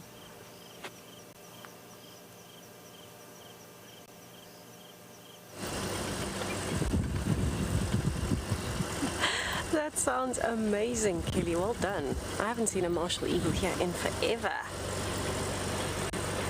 Wow. I don't think I've ever seen one here at night, so that's quite special as is. I'm still on the search to see if I can find where the commotion is coming from. I'm actually thinking I want to do a little bit of a loop just quickly down towards Gowrie Dam and then back up from there, because it would make sense logically that animals might be in the clearing leading up to the dam. So maybe that's where I'm hearing the commotion from.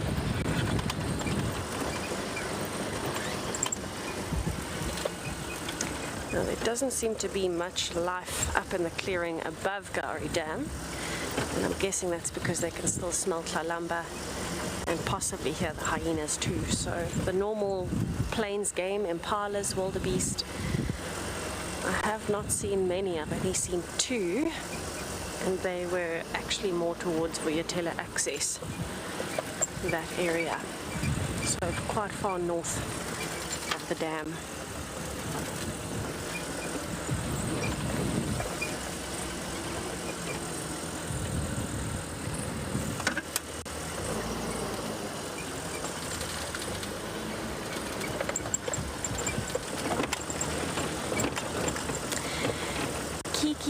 That's the best way to answer it, is that it comes with experience. You can hear that an alarm call sounds more urgent. It's the kind of call that any animal that has an alarm call, even with natural human instinct out here, you immediately look up and you're kind of looking around. And that's probably a combination, to be honest, probably a combination of knowing what you're listening for, so identifying the different calls with someone who can explain the different calls to you, and natural instinct of that's a higher pitched, more urgent, short and sweet call that's designed to get everybody in the area's attention. And it immediately picks up your attention as well. But it's very tough for me to answer that without being biased, because I grew up visiting the bush, so I knew from a very young age what the normal sounds of the bush were, where somebody who's never been to the bush might feel completely differently. So it's very tough for me to answer that in an unbiased way, because to me it's instinct, but it might not be instinct to everybody, because you don't know what you would normally be listening for.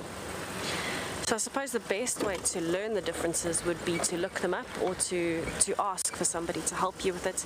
And that's often why when we're out here and we do hear an alarm call, we'll point it out and say that's an impala alarm calling, or when you hear the loud bark, that's a kudu alarm calling, or a bushbuck, because it sounds different to that normal call of impalas. It sounds a bit like a bleat of a lamb when they're talking to each other.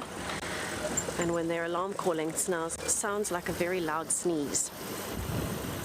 So, yeah, it's difficult for me to answer unbiased, because to me it feels like instinct, but that might not be the same for everyone. I know one of the most confusing ones is bird calls, because birds, we're so used to their normal calls that when you do hear a different call, I know it stumped Kelly and I for a long time. We kept hearing a bird calling at the lodge and we couldn't work out what it was at DRC at camp. And turns out it was a woodland kingfisher, which we know so well, but it was an alarm call, which we don't know well. We hardly ever hear woodland kingfishers alarm calling, and you don't associate it with a woodland kingfisher because we're so used to the normal call. So even that can stump us. Birds are more difficult because one bird can have multiple different calls, and when you're only used to hearing one call most of the time, then it really can stump you when you hear something different. I think it took us 3 days to figure it out eventually. But speaking of Kelly, why don't we go and have a look at what she's got.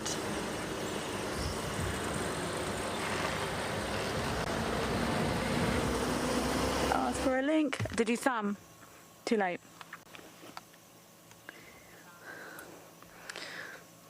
Well, I just found a Mueller's platana in the road, which is pretty cool. These are normally super aquatic, these frogs, and it's quite unusual to see it out of the water. We are right next to the dam, so I'm sure it's making its way there. I didn't block him or anything. He was just sort of hopping through the grass, and he stopped,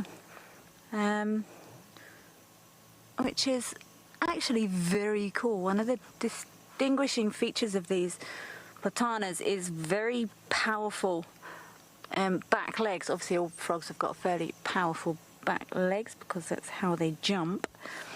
But yeah, one of the identifying features, they do make a metallic sort of tapping sound when they're underwater, but these you're not really gonna hear. Oh look, you can see them. Wow, those back legs are actually quite out of proportion.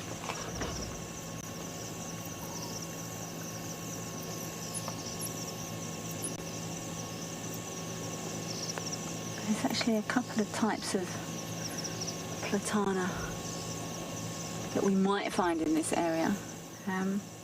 But how unusual this froggy frog has stayed here. So the males and the females both call. Some species of frog, you'll just hear the males calling, that chorus you hear, especially after rain or before rain, sometimes in the summer.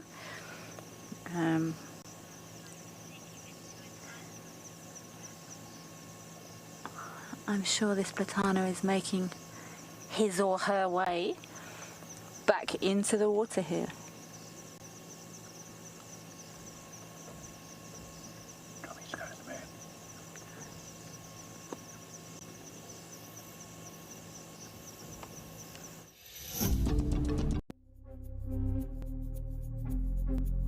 This is just incredible. I've never seen a rock monitor versus a leopard before. Now, unfortunately, this monitor does not stand a chance.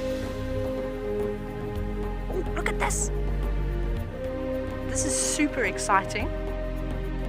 Did you see that? Did you see how it used its tail? So you can see this leopard has had enough now.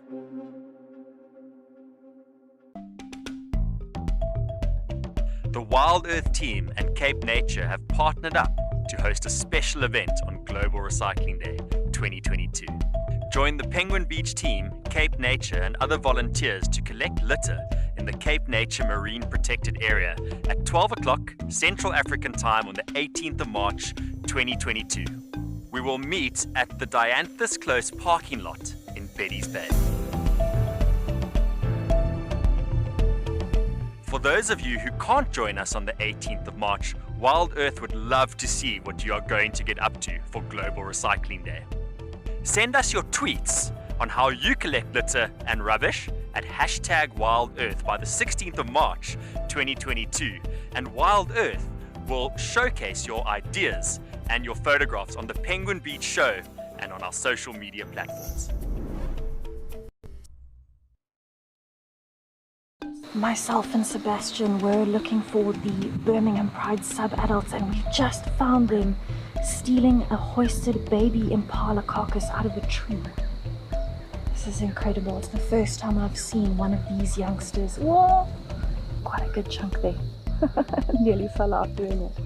She might fall backwards. She's actually lowering herself down the tree. It's the first time I've seen a lion do that in person.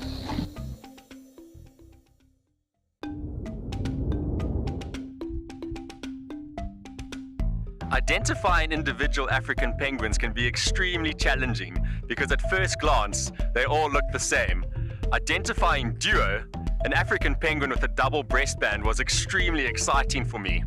Less than 5% of the African penguin population has this unique variation in plumage. And I can't wait to share Duo's life with everyone on WildEarth. I was just saying to Morgan, I have not seen a white-tailed mongoose in a long time. And as we arrived at the junction to the open area, we saw a glimpse of a white-tailed mongoose. Unfortunately, too far away for the infrared light, and it disappeared quite quickly. But I'm so happy that I got to see a flash of one. I haven't seen one in ages. It's quite an unusual looking animal as well. Very cool to see it. But what I want to do is, now that I am up in the open area, I want to have a stop and a listen. There's a little bit of lightning rolling in, which we have not seen in a while. And that's quite exciting as is. It's very humid. And I have a feeling that this is going to be affecting the animals. So hopefully that means we might get a little bit more predator activity. And we'll have have to see how it goes, but I'm going to stop here. There's some beautiful big trees, and I just want to have a listen because we have been hearing so many sounds. We've been hearing some elephants. Oh, look at the dust. Wow. And we've, of course, been hearing the hyenas. So while we are here, while there's some lovely nocturnal sounds, let's have a listen.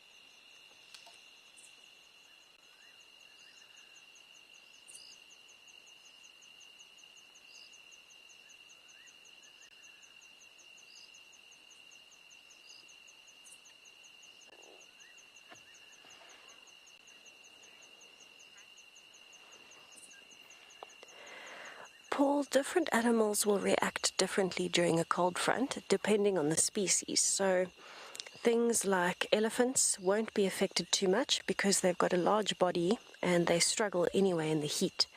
So they appreciate the cold. It means they can move around more without having to hide from the sun in the heat of the day. So it gives them more chance of moving and feeding. But things like impalas, kudus, zebras even, when it gets cold, you'll find they huddle together a lot more and they might be still for more of the day. And so you'll find them in the open areas where it's nice and sunny, huddled together, especially in the mornings and the evenings when it starts getting too cold. They'll actually lie down quite early. So it really depends on the different animals. For predators like Lalamba, she might become more active. So it really just depends. It also will matter if there is rain or if there isn't. Sometimes for us a cold front is just very cold temperatures with wind and cloud cover. Sometimes it's raining. If it's raining, you're much less likely to find animals out and about, other than wild dogs and hyenas. They particularly enjoy the rain, and occasionally lions and leopards as well. If it's just windy, you'll find all the predators are more active, and things like impalas are much more shy because the predators have an advantage. So they will be very skittish. They won't really tolerate noise around them, and they'll run away from everything pretty easily.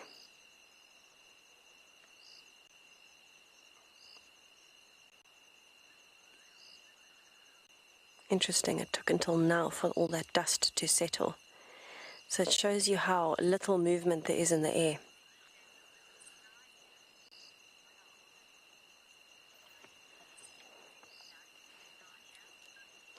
Nadia, yes, those little particles that you can see floating in the air, other than that insect that's just jetted across the screen, that's dust particles, and that's from us driving on the road. So this tells us when there's that much dust staying in the air, tells us, one, that it's hot and humid, so there's hot air rising off of the earth, off of the surface, and two, there's not enough of a cross breeze to actually blow it away, so it's hanging in the air. When there's a breeze, it blows the dust away, which means there's a better chance of us having a clear view of things. So it tells us quite a lot just by looking at those little dust particles. We're not moving, and those dust particles are still coming up, so there's a small breeze and thermals still rising from the surface of the earth, particularly the roads where it's open ground and there's not much cover to keep the ground cooler, so not much grass.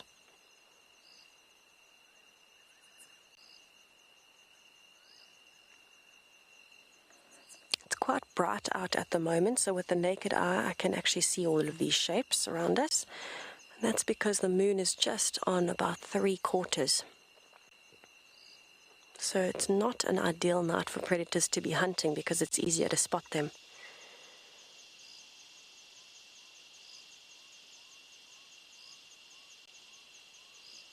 Alright, so I'm not hearing any more of the hyenas. I'm only hearing fiery-necked nightjars, some owlets, a lot of insects and the occasional frog. So I might carry on. I don't want to waste too much time sitting when we could have a last-minute leopard or something like that from driving around. So I'm going to head on with that just in case. But it is lovely to be able to sit at night and just soak in some of the sounds.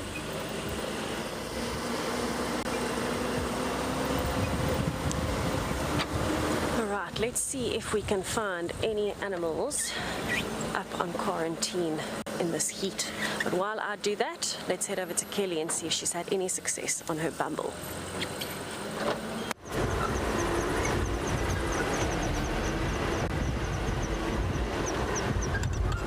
Kelly just saw some eye shine on the top of a tree and I got all excited that it was another exciting bird. Well, it was an exciting bird, but it was a little nightjar who have a tendency to not stay still for too long and also notoriously difficult to identify unless they call. Nightjars, well, there was many things I struggle with, nightjars, larks, pipits, but certainly identifying nightjars at night is not easy, and it flew away anyway. That's what Kelly's been doing. I'm gonna pick my way back towards the north, away from the dams. There's been I was so torn this afternoon. I would love to try and find, at least work out if the lines are on the property. But unfortunately, without carefully checking all of the cut lines, it's almost impossible to do that. And it's always such a dilemma of which way to go. And I've been doing this long enough now to know I should just relax and the bush will provide. The harder you try and push nature, it just pushes back twice as hard. So I was kind of hoping to even maybe hear some lions calling. I know we had on dam cam this morning, probably to the north, which is kind of where I was. But yeah, we shall see who turns up, maybe overnight. Maybe during the night they will cross in, and someone can maybe go check in the morning to see if anyone's arrived.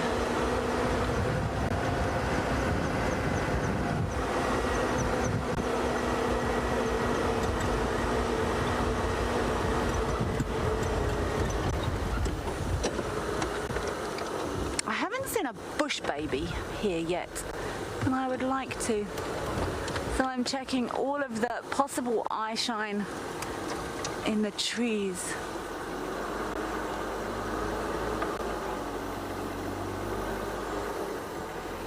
Ellie girl, the bush does look fantastic at this time of night. This grass is slowly turning. I'm just going to try and check this eye shine here. Sorry, I mean that could be like a spider or something. It's very, very small, but I'm desperate to find a bush baby, and the only way to do it is to check. Can you see that eye shine there? Oh gosh, this is difficult. Let's try. Oh, I'm trying to hold the binoculars and the spotlight at the same time.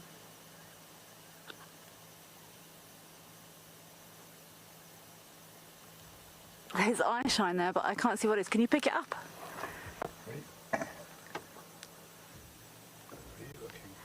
Right in the middle of that tree. I think it's not a bush baby. It would have moved by now. It could be a moth or even the insects will reflect. But if that was a bush baby, it would have moved by now. So I'm sure it's maybe an insect, or equally, if it had been one of the little owls or something, we would have been able to pick that up in the binoculars.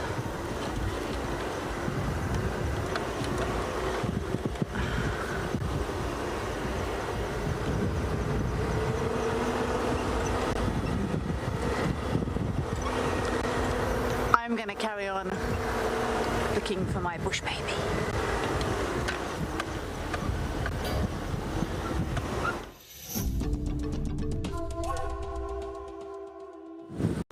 I am here at Jacuzzi, where Cheeky the African penguin was identified for the first time on the 20th of January 2022. And Cheeky can be distinguished from the other African penguins by its broad black breastband, as well as its beautiful black spots along its belly. My favorite distinguishing feature of this African penguin is its beautiful white cheeks. Join me here at Penguin Beach daily to learn more about this African penguin's life. The Endangered Wildlife Trust is among Southern Africa's largest and most established non-governmental conservation organizations. Our strategic vision centers on saving species, conserving habitats, and benefiting people. In 2021, the EWT secured habitats, reintroduced African wild dogs and cheetahs into reserves across Southern Africa, and created vulture-safe zones to reduce major threats to vultures, such as poisoning and electrocution. On the 3rd of March 2022, we celebrate World Wildlife Day under the theme Recovering Key Species from Ecosystem Restoration. Standing strong alongside our partners, donors, supporters and friends, the EWT staff have achieved remarkable gains for conservation. Thank you for helping us protect forever together. Guys, just watch what's happening. See, watch the elephant, watch the lions. See, the first ones to run are the cubs. Can you see them? They are right here. I'm not sure how scared you were, but I was quite nervous. But absolutely incredible. Expect the unexpected here on WildEarth daily. My favorite animal is a leopard, purely because I just think they are just the epitome of feline grace and power, and the way they can move about in any environment and remain hidden until they want to be seen, I just find incredibly intoxicating, and they're amazingly beautiful.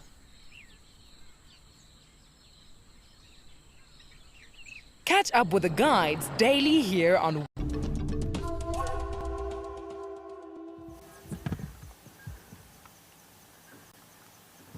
Okay, we have just managed to pick up a scorpion on this tree using a... Oh look, there's a moth. I've never been so excited to see a moth. You see that scorpion up there? We actually used a UV light to find this. It's just ducked down on the other side of the tree now. I don't know if everyone saw this scorpion. That's so cool. I didn't get a good look at it. Oh, there we go. Okay. Those skinny pedipalps tell me that it's probably one of their... I'd like to see its tail. I'm going to also guess, because it's on a tree, it could be a bark scorpion.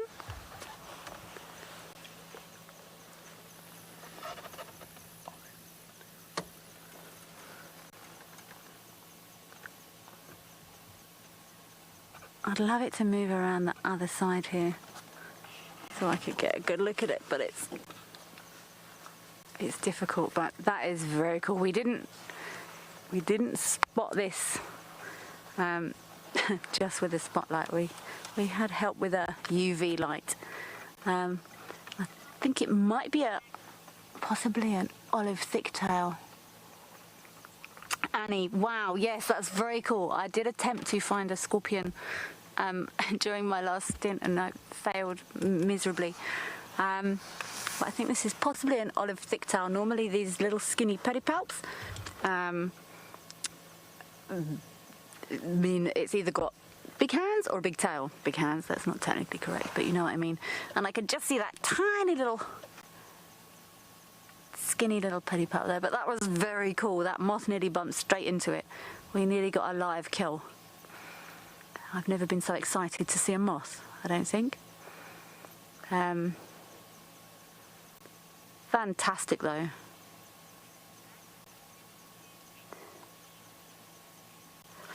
I'm going to leave this scorpion very, very pleased. I'm sad it's not still on the tree, but what a great spot. Absolutely fabulous teamwork. I'm going to send you back over to Tess to see what she's got on her side.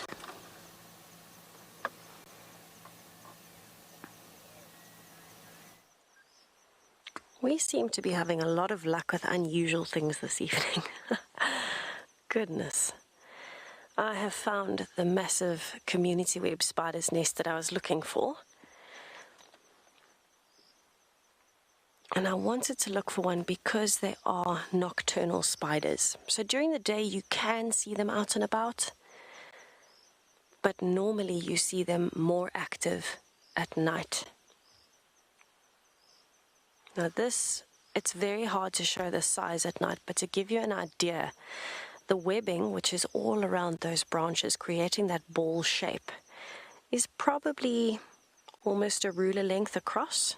So this is a rather large community web spider's nest, and there will be finer sections of silk that might go down to the sides, to the floor, in a funnel web. So it's like a catchment web. And the spiders are right in the middle. And at night, they come out and wait for insects like moths to fly into the web. It's a fairly large tree, and you can see it takes up a pretty large proportion of the bottom right branch. So I was hoping we might see a few that are active in the nest, but I haven't seen any movement yet.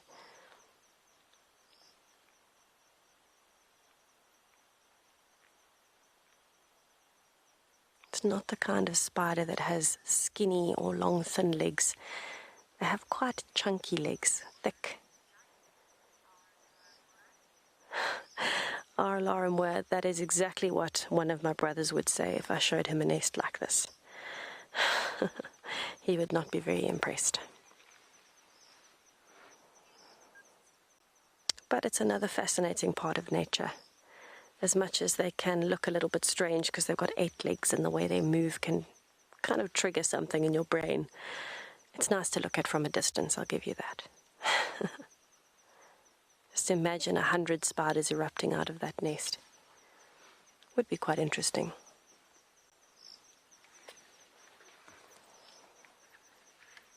But these spiders are harmless towards us. They won't venture out of that nest. It's not as though they're about to crawl out and come running over because they can sense that Morgan and I are here in the car. It's definitely not the case. In fact, very few spiders would come near us on purpose.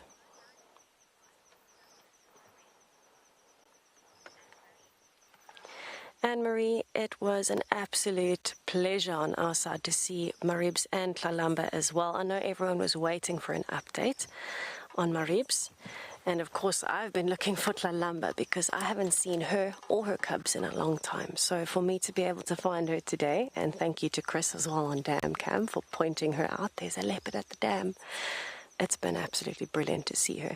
And I think it's the first time in a long time Morgan and I have been able to spend a full 3 hours with one leopard without going anywhere else, without having to do anything else. We got to spend that full amount of time with her.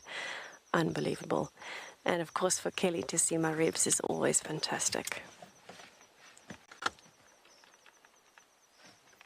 But it has been a pleasure having you with us today. Thank you for sharing with us. Thank you for enjoying with us.